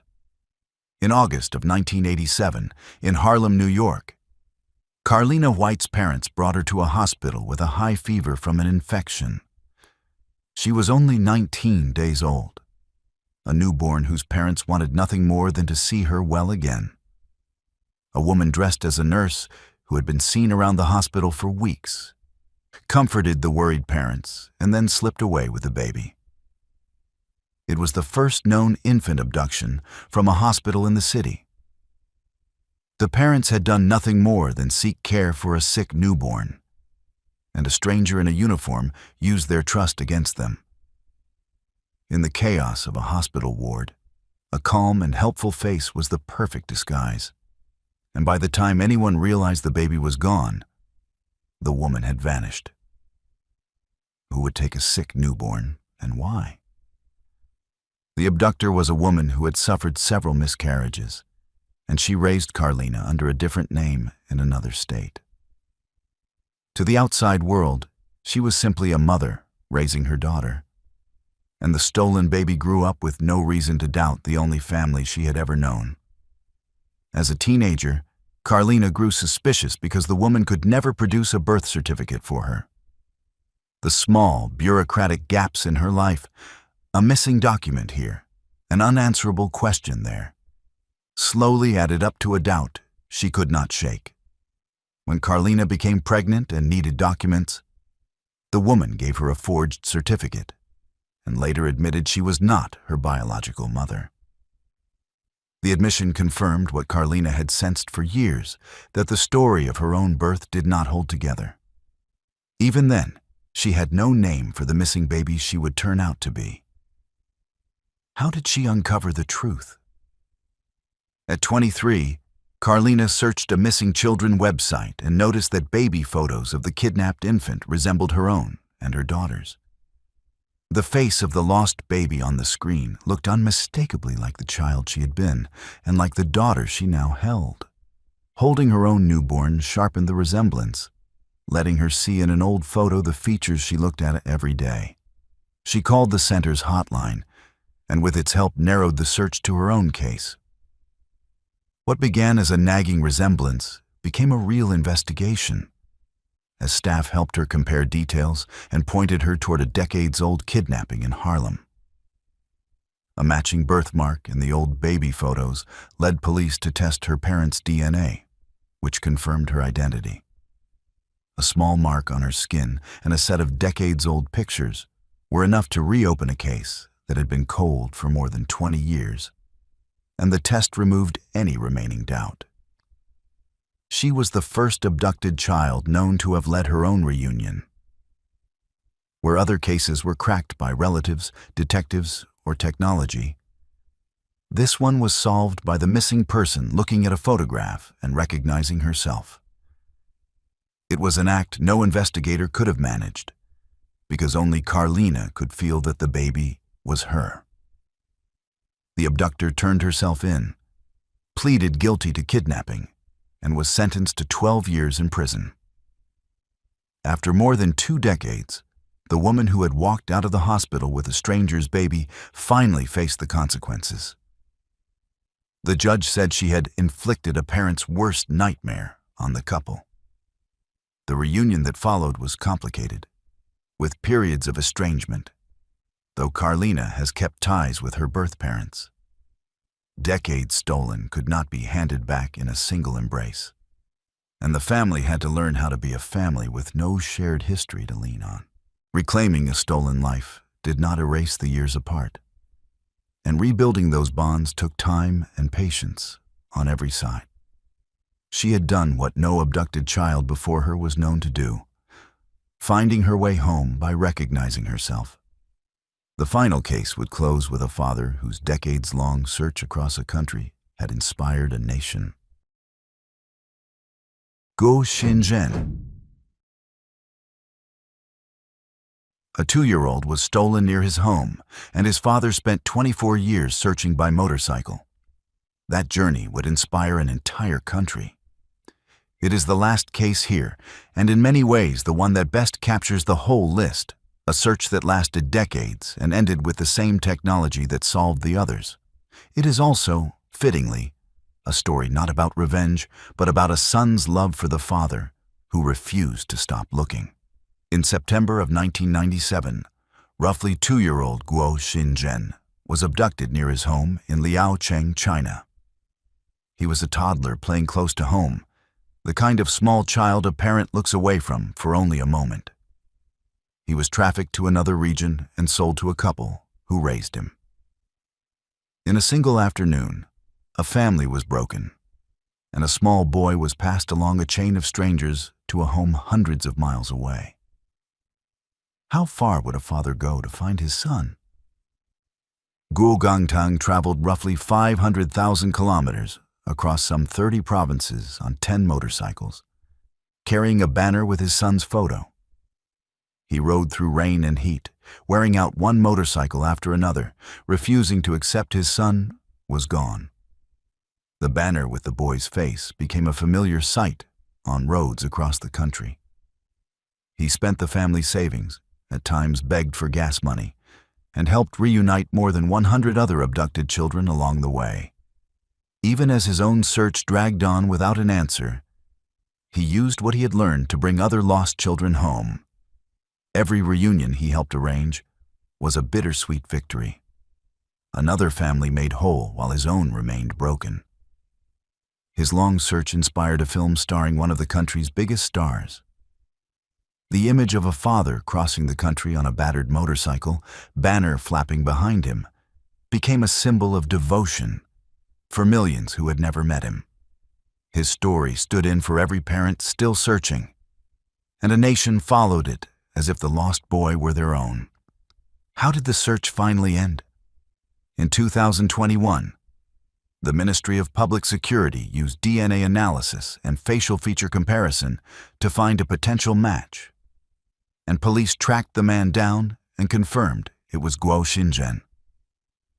The same kind of technology that had reunited other families now reached the one whose search had moved the country. After all those kilometers on the road, the breakthrough came not from the highway, but from a laboratory and a database. The family reunited at a police ceremony, where the mother could be heard crying, "My baby, you came back." After 24 years, the words she had surely imagined 1,000 times were finally real, spoken to a grown man who had been a toddler when he was taken. The little boy she had lost was now older than she had been on the day he disappeared. Police arrested 2 suspects who confessed, and a court later sentenced the man to death with a reprieve and the woman to life in prison for child trafficking. Both appealed, and the sentences were upheld. The traffickers had taken several children over the years, and the court treated the crimes with the utmost severity. For a family that had waited more than 2 decades, the verdict was a measure of justice that many other parents on this list never received. After a search that had cost so much, the court's ruling gave the family something more than a reunion, an acknowledgement of the wrong that had been done. Guo Xinzhen married, chose to keep living in the region where he had been raised, and visits his birth parents regularly, calling his father a great father. He did not have to choose between the life he had built and the family he had lost, finding a way to honor both. The words he used for the man on the motorcycle said everything that the long years apart could not. After 24 years and 500,000 kilometers, a father's search had ended not with anger, but with a son who was proud of him. The boy who had been carried away from Liaocheng grew up to honor the man who never stopped looking, closing one of the most famous searches the country had ever followed. The longest road in any of these stories led back to where it began, a parent and child reunited. Natasha Kampusch. Natasha Maria Kampusch was born on February 17, 1988, in Vienna, Austria. She had 2 older sisters. Her parents had a difficult relationship and separated during her childhood. On the morning she was taken, her mother had been arguing with her. Natasha left for school without saying goodbye. On a Monday morning at approximately 7 a.m., Natasha was walking to Brioskiveg Primary School in Vienna's Donaustadt district when Wolfgang Priklopil, then 35, seized her from behind, forced her into a white Mercedes-Benz delivery van, and drove approximately 35 kilometers northeast to his house in Strasshof an der Nordbahn, a small Lower Austrian town. A 12-year-old witness reported seeing the incident, but described 2 men, a discrepancy that became a lasting controversy. The ensuing search was the largest in Austrian history. 776 minivans were checked, including Priklopil's. Police accepted his explanation that he had been home alone. As early as April 1998, a former police dog squad leader had flagged Priklopil by name and address. That tip was never followed up, a failure that prompted government investigations years later. Priklopil had spent 4 years constructing a hidden cellar beneath his garage. 4 years of planning before he ever took anyone. The room measured approximately 5 square meters, barely larger than a bathroom, sat 3 meters underground, and was accessed through a 150-kilogram steel hatch concealed behind a heavy iron cabinet. It was soundproof and windowless. It had evolved from a Cold War-era bomb shelter built by Priklopil's grandfather. A space designed to protect people had been turned into a prison. For the first 6 months, Natasha never left the underground cell. She lived in total darkness, whenever Priklopil turned off the electricity at 8 p.m. He beat her, starved her to keep her weak, shaved her head, and demanded to be called "my lord." She grew only 15 centimeters during more than 8 years and weighed just 48 kilograms at escape. He told her the house was rigged with explosives and that he would harm her and the neighbors if she tried to leave. After several years, she was allowed upstairs for housework and was occasionally taken out in public, always under threat. Every moment of her life was controlled by this man.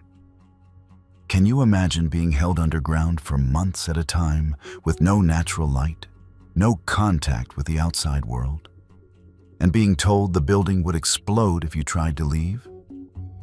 On August 23, 2006, at 12:53 p.m., while cleaning Priklopil's van in the driveway, Natasha saw him step away to take a phone call. This was her chance. She left the vacuum running so he would think she was still working and sprinted approximately 200 meters through neighboring gardens. After bystanders on the street ignored her, desperate pleas for help, she knocked on a 71-year-old neighbor's window and identified herself. Police arrived at 1:04 p.m. She had been held for 3,096 days. That same evening, Priklopil threw himself in front of a commuter train and was killed instantly. A 2013 international investigation involving the FBI and German BKA concluded Priklopil highly likely acted alone. The investigation highlighted several mistakes by Austrian police. Colonel Franz Kroll, the lead investigator, was found dead of a gunshot wound in June 2010, officially ruled a suicide. Natasha lives in Vienna, completed her education in 2010, and owns the house in Strasshof where she was held. She purchased it from Priklopil's estate to prevent it from becoming a macabre attraction. The cellar was filled with concrete in 2011. She has published 4 books, including her 2010 autobiography, 3,096 Days, and a 2022 self-help book, Starkzeigen. A 2013 feature film depicted her ordeal. In 2024, a planned documentary was postponed after her family revealed serious concerns about her well-being. Her sister Claudia Nestelberger stated publicly that Natasha is mostly in her own world, that she is once again in a kind of captivity. But what if you did not even know you had been taken? What if you lived an entire life, served in the military, raised a family, and never knew your real name? Luis Armando Albino. Luis Armando Albino was born circa 1944 in Puerto Rico. His mother, Antonia Albino, moved the family of 6 from Puerto Rico to West Oakland, California, in the summer of 1950. They lived on Brush Street. Luis's older brother Roger was the last person to see him before the disappearance. On February 21, 1951, Luis was playing with Roger at Jefferson Square Park in West Oakland when a woman described as being in her 30s, wearing a bandana, approached him. She spoke to Luis in Spanish, as he could not yet speak English, and promised to buy him candy. Luis went with her. Roger followed briefly, then ran home to get help. Oakland police initially doubted Roger's account, theorizing Luis had wandered into San Francisco Bay. The Coast Guard, FBI, and soldiers from the Oakland Army base joined the search. Hundreds of people combed the area. No trace was found. Antonia Albino visited the Police Missing Persons Bureau for years, almost daily at first, then weekly, then monthly, and eventually annually. She carried the original newspaper clipping in her wallet until her death in 2005 at age 92. She never learned what happened to her son. For 54 years, that woman walked around with a faded piece of newspaper in her purse, waiting for a phone call that never came. A mother who never stopped looking. For over 50 years, carrying a newspaper clipping everywhere she went. And she died without ever knowing. The unidentified woman flew Luis to the East Coast, where he was raised by a couple under a completely different name. He grew up believing they were his biological parents. He never questioned it. He had no reason to. He served 2 tours in Vietnam as a U.S. Marine, became a firefighter, married, and had children and grandchildren of his own. He built an entire life on a foundation that was a lie, and he never knew. The couple who raised him have since died, and with them, any chance of understanding how they came to have him. In 2020, Luis's niece, Alida Aliquin, took an online DNA ancestry test and found a 22% match with an unknown man. She reached out, but received no response. The trail went cold again. In early 2024, inspired by a documentary about DNA reunifications, she renewed her search with fresh determination. She and her daughters spent hours comparing photos of the unknown man to old family pictures and found striking resemblances. The jaw, the eyes, features that could not be coincidental. At the Oakland Public Library, she sat at a microfilm machine and scrolled through decades-old Oakland Tribune articles until she found a photo of her missing uncle. She was certain. She contacted the Oakland Police Missing Persons Unit in March 2024. With assistance from the California Department of Justice and FBI, agents located Albino on the East Coast, interviewed him, and collected a DNA sample on June 20th, 2024. Investigators confirmed the match. On June 24th, 2024, Luis flew to Oakland and embraced his niece, saying thank you for finding me. 73 years, an entire lifetime lived under a different name, in a different state, with no idea who he really was. The next day, he reunited with Roger after 73 years. They grabbed each other and had a really tight, long hug. 2 brothers, both elderly now, holding each other after a lifetime apart. Luis returned for a 3-week visit in July 2024. Roger died in August 2024, at peace knowing his brother had been found. He had waited his entire life for that moment. No charges have been filed. The woman who took Luis has died. Oakland police closed the missing persons case, but consider the investigation still open jointly with the FBI. Luis, now approximately 80, lives privately on the East Coast. But the next case lasted even longer in terms of captivity and involved something far more difficult to comprehend. J.C. Dugard. J.C. Lee Dugard was born on May 3, 1980, in South Lake Tahoe, California. Her mother, Terry Dugard, married stepfather Carl Probin when J.C. was 7. In 1990, the family moved to Myers, near South Lake Tahoe, believing it was safer than the Los Angeles area. J.C. was in 5th grade at the time she was taken. On June 10, 1991, J.C. was walking uphill to her school bus stop when a gray sedan pulled alongside her. Philip Garrido, 40, rolled down the window, and when J.C. approached, he used a stun device on her. His wife, Nancy Garrido, dragged the unconscious girl into the car. Carl Probin witnessed the event from near their home and chased the car on a bicycle but could not keep up. The couple drove approximately 120 miles to their home in Antioch, California. The district attorney later stated the Garridos had been gone shopping for a victim that day. Philip Craig Garrido had an extensive criminal history. In 1976, he kidnapped a 25-year-old woman named Catherine Calloway in Reno and held her in a warehouse for 5.5 hours. Convicted in 1977, he received a 50-year federal sentence but was paroled from Leavenworth in January 1988 after serving only 11 years. 11 years out of 50, he married Nancy Bocanegra at Leavenworth in 1981 while she was visiting her imprisoned uncle. After parole, the couple moved to Antioch and lived with Philip's elderly mother. Within 3 years of his release, he had taken JC.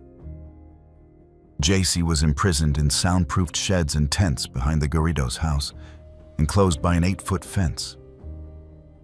She was renamed Alisa and forbidden from using her real name. She had 2 daughters by Garrido, the first born in 1994 and the second in 1997.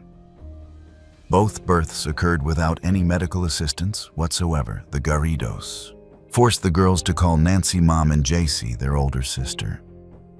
The daughters did not know JC was their biological mother until after their rescue. Over the years, multiple neighbors filed complaints with authorities about activity in the backyard. But parole searches never penetrated the compound. Officers visited the front of the house and left. Nobody looked behind the fence. Nobody checked the sheds. How does a registered offender keep someone hidden in his own backyard for 18 years while parole officers visit his home and never find anything? On August 24, 2009, Garrido brought his daughters to the UC Berkeley campus, seeking permission to hold a religious event. He handed out religious pamphlets, and his behavior was immediately concerning. Special events manager Lisa Campbell found him erratic and the girls sullen and submissive. Something was not right. Campus police officer Allie Jacobs ran a background check and discovered Garrido was a registered offender on parole. She called his parole officer, Edward Santos Jr., who was shocked because he believed Garrido had no children. That single phone call changed everything. On August 26th, Santos ordered Garrido to the parole office with the girls. He arrived with Nancy, the daughters, and Dugard, introduced as Alisa. When a sergeant confronted him, Garrido confessed. Only then did Dugard identify herself. She was reunited with her mother Terry after 18 years, 4 months, and 16 days. On June 2nd, 2011, Philip was sentenced to 431 years to life and Nancy to 36 years to life. In her victim impact statement, read by her mother, JC wrote that she chose not to be there because she refused to waste another second of her life in his presence. In July 2010, California approved a $20 million settlement for failures by the Department of Corrections in supervising Garrido's parole. Nancy Garrido becomes eligible for parole in August 2029. JC now lives at an undisclosed location in California. She published 2 books, A Stolen Life and Freedom, My Book of Firsts, and founded the JAYC Foundation, providing animal-assisted therapy for families in crisis. Her daughters attended college and live privately. But the next case involved not one person held captive, but 3, all imprisoned in the same house on the same street in Cleveland for a decade. Amanda Berry, Gina DeJesus, and Michelle Knight. Amanda Marie Berry, born April 22, 1986, disappeared on April 21, 2003, the day before her 17th birthday, after leaving her job at a Burger King on Lorraine Avenue in Cleveland. Ariel Castro offered her a ride home. She knew his children and trusted him. Michelle Knight, born April 23, 1981, vanished on August 23, 2002, at age 21. Castro lured her with an offer of a puppy. Georgina de Jesus, born February 13, 1990, disappeared on April 2, 2004. She was a friend of Castro's daughter, Arlene. Castro offered her a ride while she was walking home from school. Ariel Castro, born July 10, 1960, in Yauco, Puerto Rico, worked as a Cleveland School District bus driver. He drove a school bus every day, trusted with other people's children, while 3 women were chained inside his home. He had a documented history of severe harm toward his former partner, Grimilda Figueroa. He broke her nose, her ribs, her arms, and caused a brain tumor. Despite 6 police visits to the home, he was never indicted. He kept the 3 women imprisoned at his home at 2207 Seymour Avenue in Cleveland's Tremont neighborhood. The women were chained in locked bedrooms with boarded-up windows. Over 90 pounds of chains, nearly 100 feet worth, were later recovered from the house. They were fed 1 meal a day and allowed to shower at most twice weekly. Michelle Knight suffered permanent injuries during captivity, including facial damage, hearing loss, and nerve damage. Amanda Berry had a daughter, Jocelyn, on Christmas Day, 2006. Knight helped deliver the baby under impossible conditions. Castro audaciously attended at least 2 vigils for the missing women and even participated in a search party, pretending to care. His son Anthony, a journalism student, unknowingly interviewed Gina de Jesus' mother for an article about her missing daughter. He had no idea his own father was the one responsible. How does a man show up to a vigil looking for the very people he is holding prisoner in his own home? On May 6, 2013, Castro left the house. For the first time in years, Berry found the inner door unlocked. She screamed for help through the bolted storm door. Neighbor Charles Ramsey heard her and helped kick out the bottom panel. Berry crawled through with 6-year-old Jocelyn in her arms. Berry's 911 call became one of the most famous in American history. She said she was Amanda Berry, that she had been missing for 10 years, and that she was free. Officers rushed to the house and found Knight inside. She leaped into an officer's arms, repeating over and over that they had saved her. Castro was indicted on 977 counts. He pleaded guilty to 937. On August 1st, 2013, he was sentenced to life without parole plus 1,000 years. Castro told the court he was not a monster, that he was sick. Knight responded directly to him. She told him she had spent 11 years in a terrible situation and that his was just beginning. On September 3rd, 2013, just 1 month into his sentence, Castro was found dead in his cell at the Correctional Reception Center in Orient, Ohio. His death was ruled a suicide. The house at 2207 Seymour Avenue was demolished on August 7, 2013. The community wanted it gone. Amanda Berry now hosts the missing segment on Fox 8 News in Cleveland, partnering with the U.S. Marshals to help locate missing persons. Her daughter Jocelyn is described as thriving. Gina de Jesus co-founded the Cleveland Family Center for Missing Children and Adults in 2018, located deliberately near Seymour Avenue. Michelle Knight, who legally changed her name to Lily Rose Lee, married Miguel Rodriguez on May 6, 2016, the 3rd anniversary of her escape. She founded Lily's Ray of Hope and unleashed animal rescue. In April 2025, she spoke at the Riverview Center in Cedar Rapids, Iowa, about awareness for survivors. Berry and de Jesus co-authored Hope, a memoir of survival. Knight published Finding Me in Life After Darkness. If you have made it this far, and enjoy content like this, consider subscribing to the channel. We cover cases just like these every single week, and the next 5 are just as unbelievable. But the next case involves a baby whose parents were found dead, and nobody even knew the baby existed. Holly Clues. Harold Dean. Clowes Jr. and Tina Gail Lynn married on June 25, 1979, in Volusia County, Florida. Their daughter Holly Marie Clowes was born on January 24, 1980. In the summer of 1980, the young family relocated from New Smyrna Beach, Florida, to Louisville, Texas, where Dean pursued carpentry work.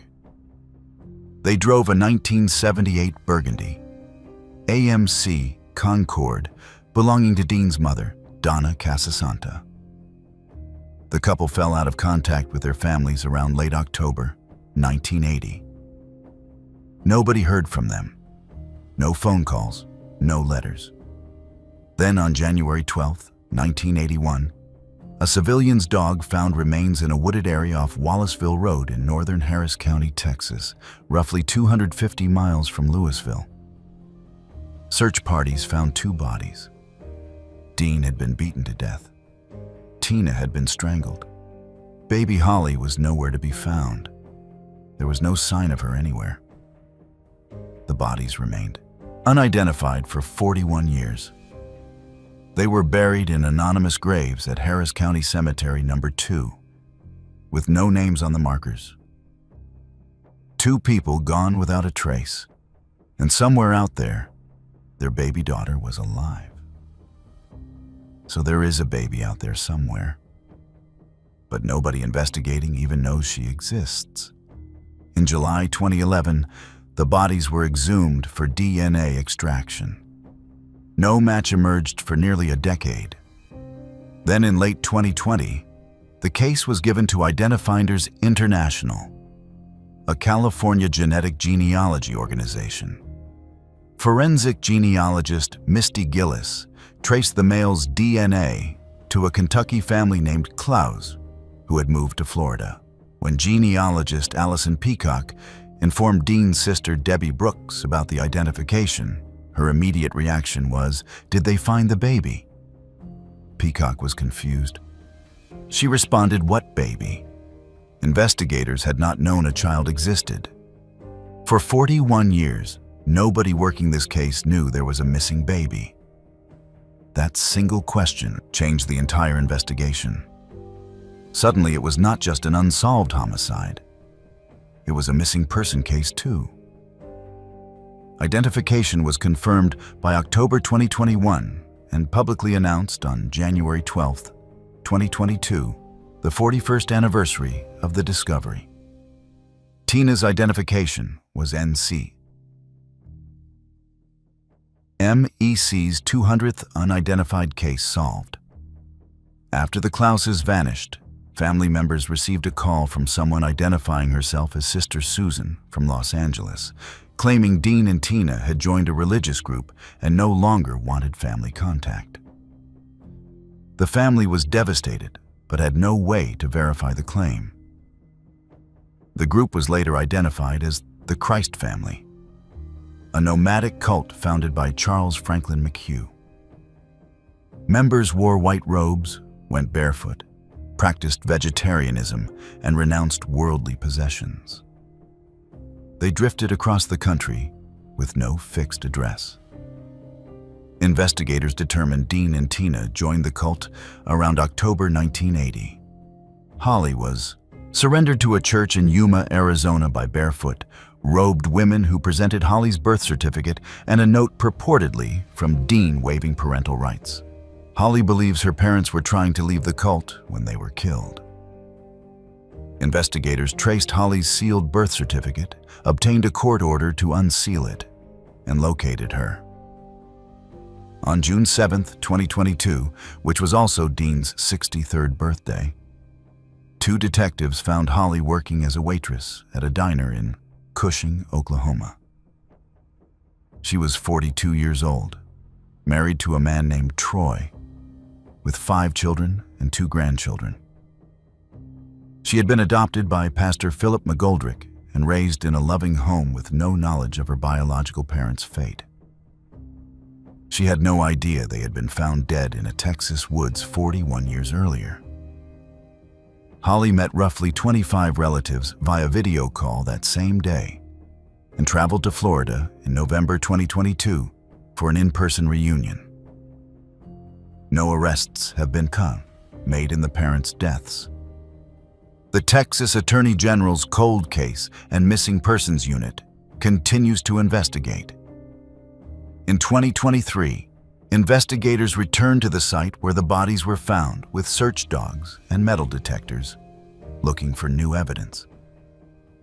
Holly published a book, Finding Baby Holly, and the family established Genealogy for Justice, a nonprofit dedicated to solving cold cases through DNA. The case was featured on ABC's 2020 in November 2023. Someone still got away with what happened to Dean and Tina. Their daughter is alive, but their killer remains unknown. But what about a baby taken from a hospital just hours after being born, and then raised by the woman who took her?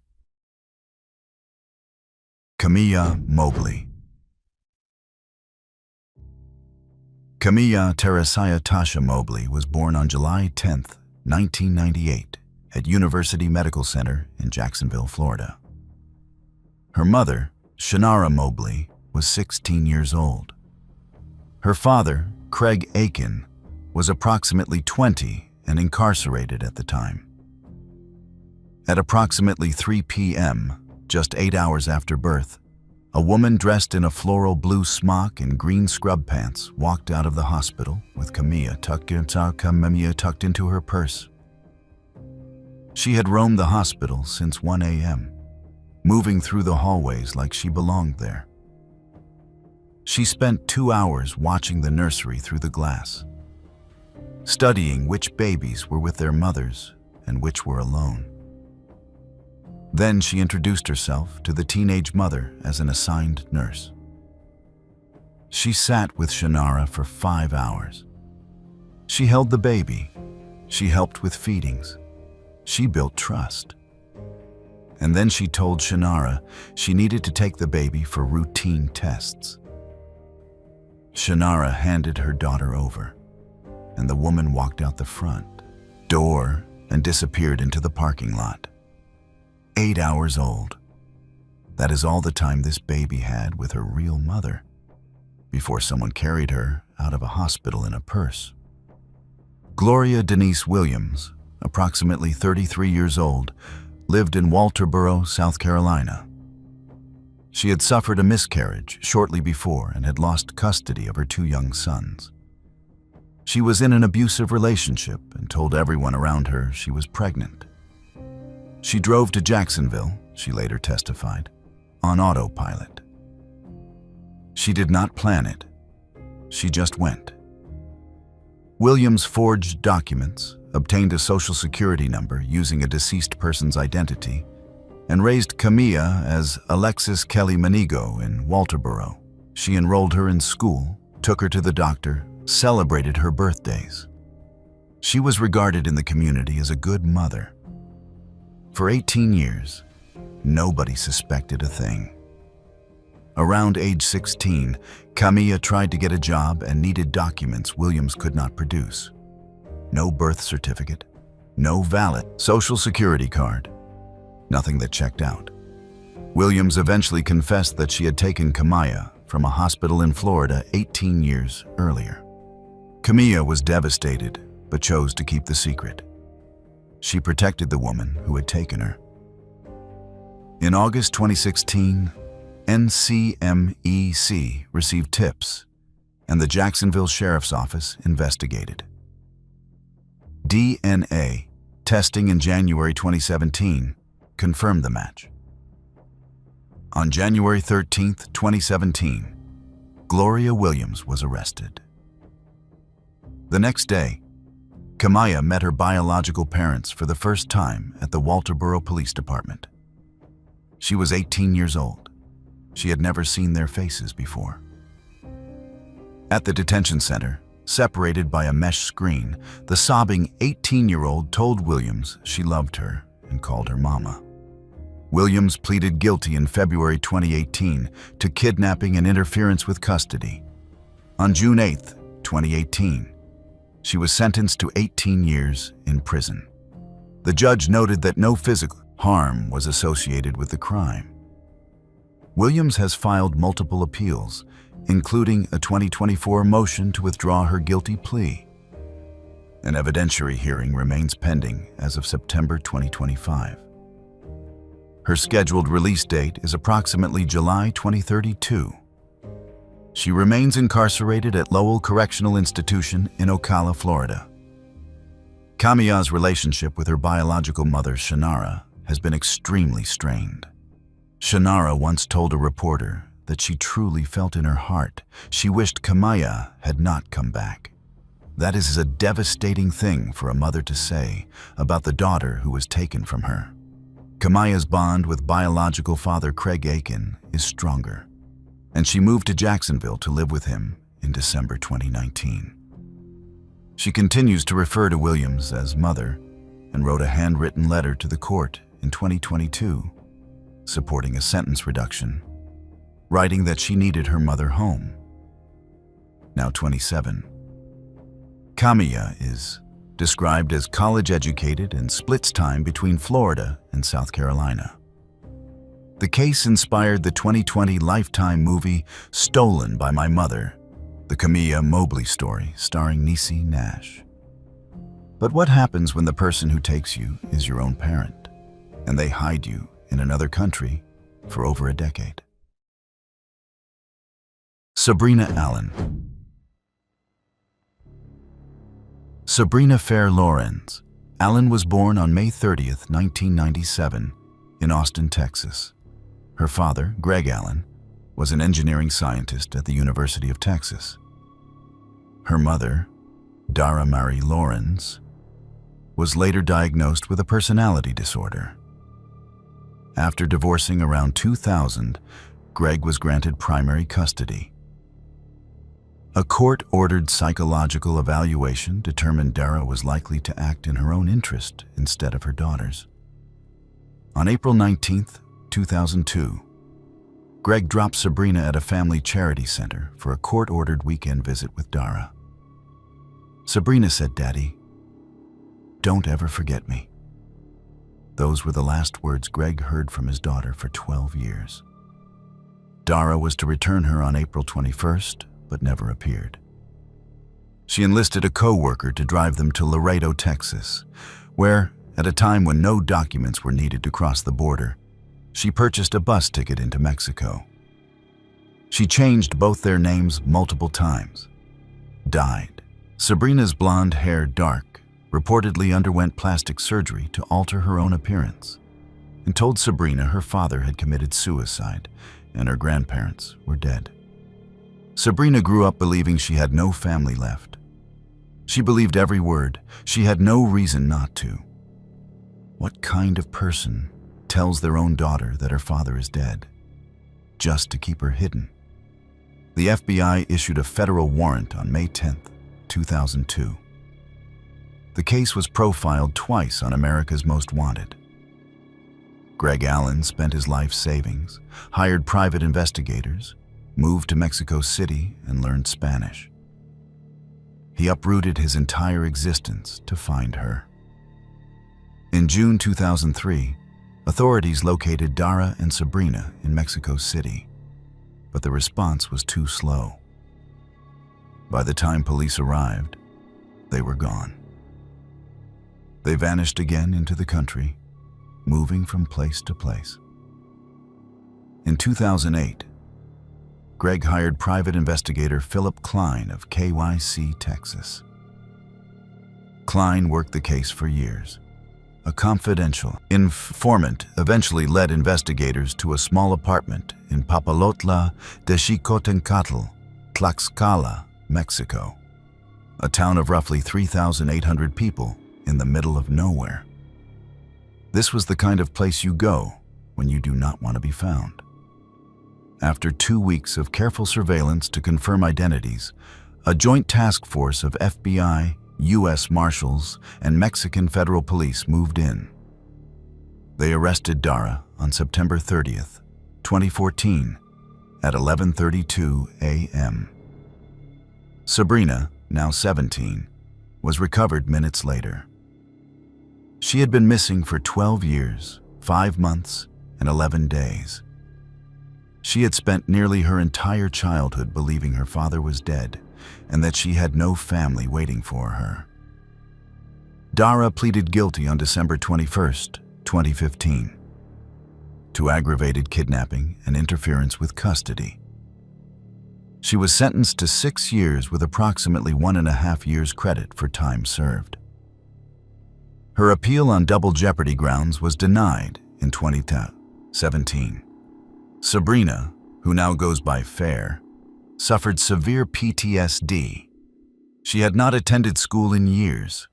She did not know her father was alive. She initially refused to see him. With therapy from Dr. Rebecca Bailey, a specialist in reunification cases, she gradually recovered. By late 2015, she had graduated high school and enrolled in college with aspirations to become a doctor. She and her father rebuilt their relationship slowly, one conversation at a time. The family has maintained strict privacy since. No public updates exist from 2024 through 2026. But the next case involves a young person who did something most people in his situation never could. He escaped not just for himself, but to save someone else. Stephen Stainer. Stephen Gregory Stainer was born on April 18, 1965, in Merced, California, to Delbert and Kay Stainer. He was the third of 5 children, including older brother Cary Anthony Stainer. On December 4, 1972, Stephen was walking home from school when Irvin Edward Murphy, posing as a church representative, lured him to a car driven by Kenneth Eugene Parnell. Parnell, a convicted predator who worked as a night auditor at the Yosemite Lodge, drove Stephen to a cabin in Catheys Valley, Mariposa County. Remarkably, the cabin was just several hundred feet from Stephen's maternal grandfather's home. Parnell told Stephen his parents could not afford so many children and did not want him anymore. He pretended to call Stephen's mother, then claimed she did not want him back. A 7-year-old told by an adult that his own mother does not want him.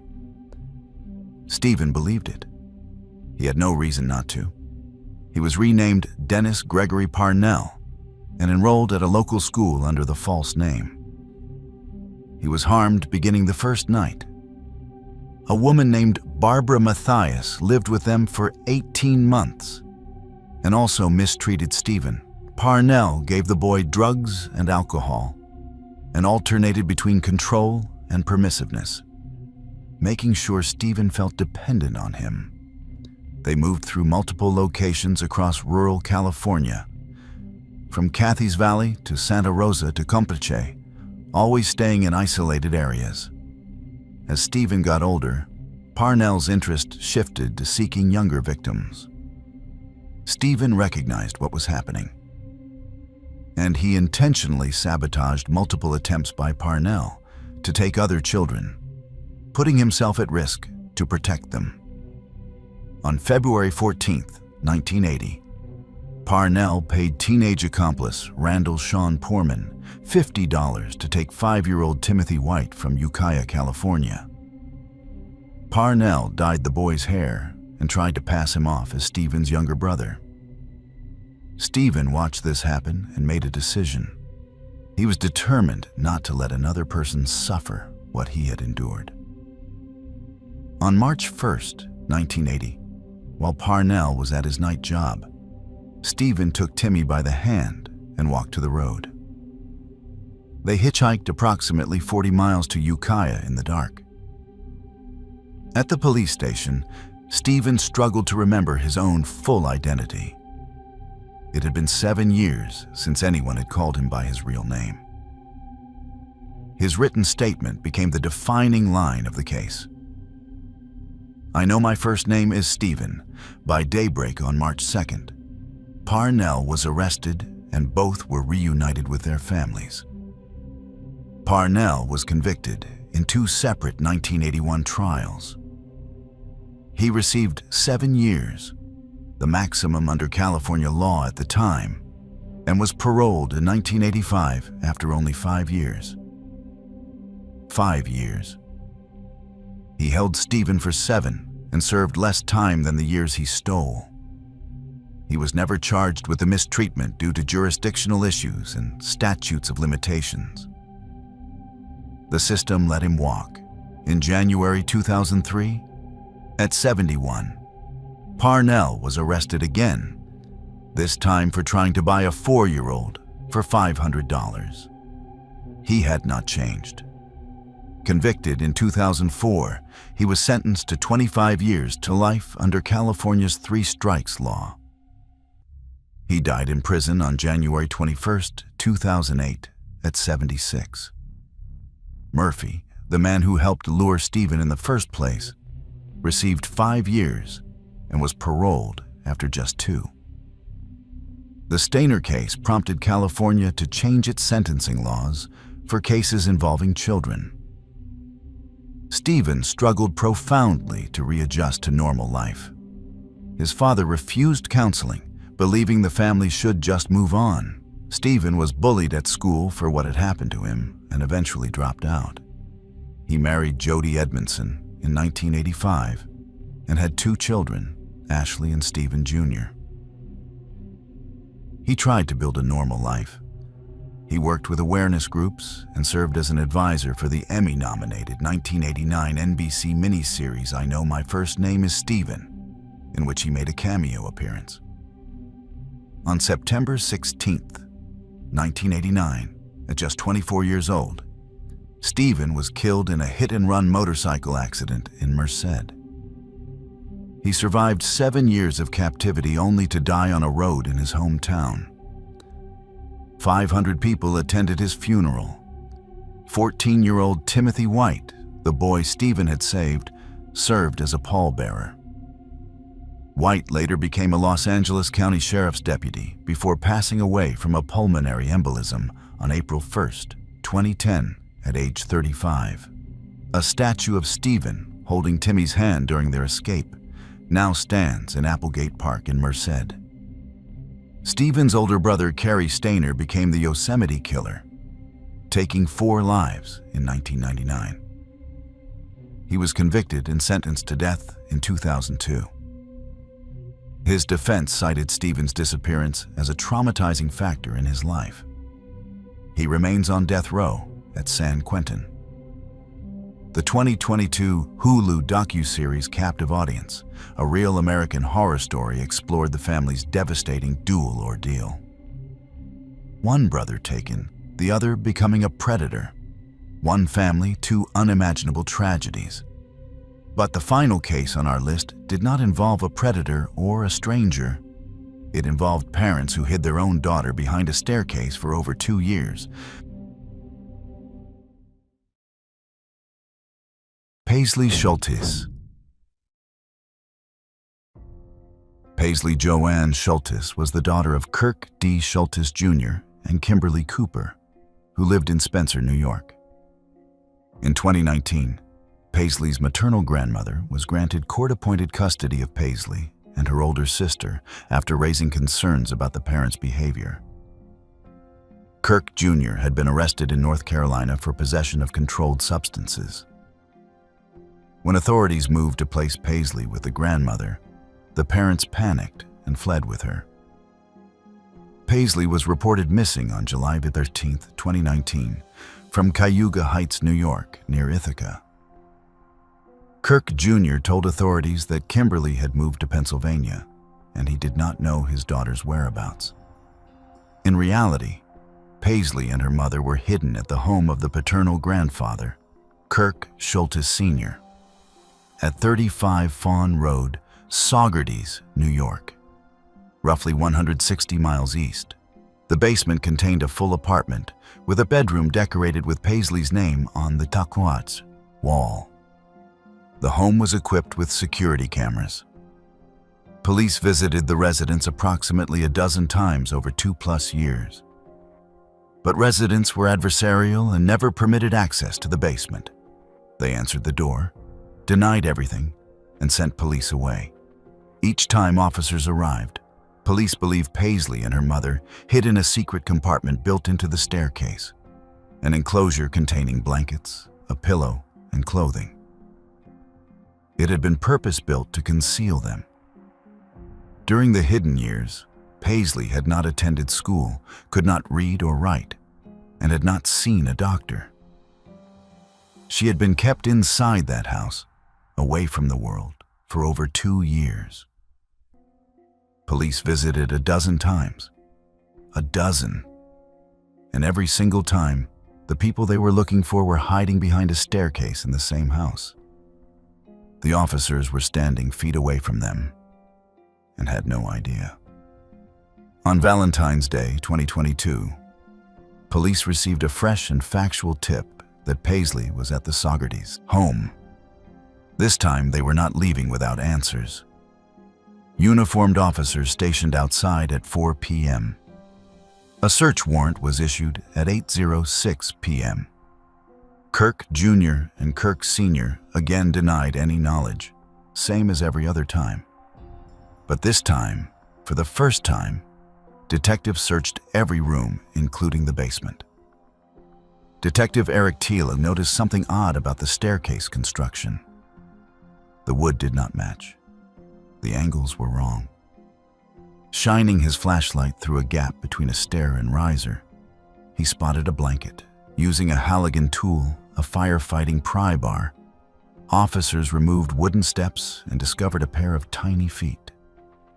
They found Paisley and her mother, Kimberly Cooper, crammed into the small, cold, and wet space, where they had apparently been hiding for approximately 5 hours while the adults upstairs lied to police.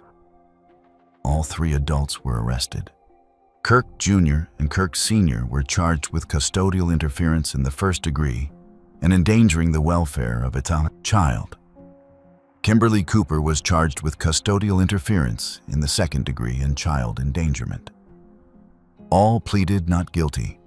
By July 2023, Cooper's criminal charges were adjourned, contemplating dismissal, and custody of Paisley was returned to her mother. Her attorney stated that this was a story about a mother who loved her child fiercely and that the system had gotten it wrong. Kirk Schultes Jr. subsequently got into further legal trouble. He was arrested 3 times between December 2022 and March 2023 for a string of burglaries and Saugerties, one involving $75,000 in cash. In April 2024, he pleaded guilty to 2nd-degree burglary, a Class C violent felony. Paisley is now approximately 10 or 11 years old and living with her mother and older sister. No public updates on the family have emerged in 2025 or 2026. This was all from our side today. Thanks for watching. Click here to check out another video.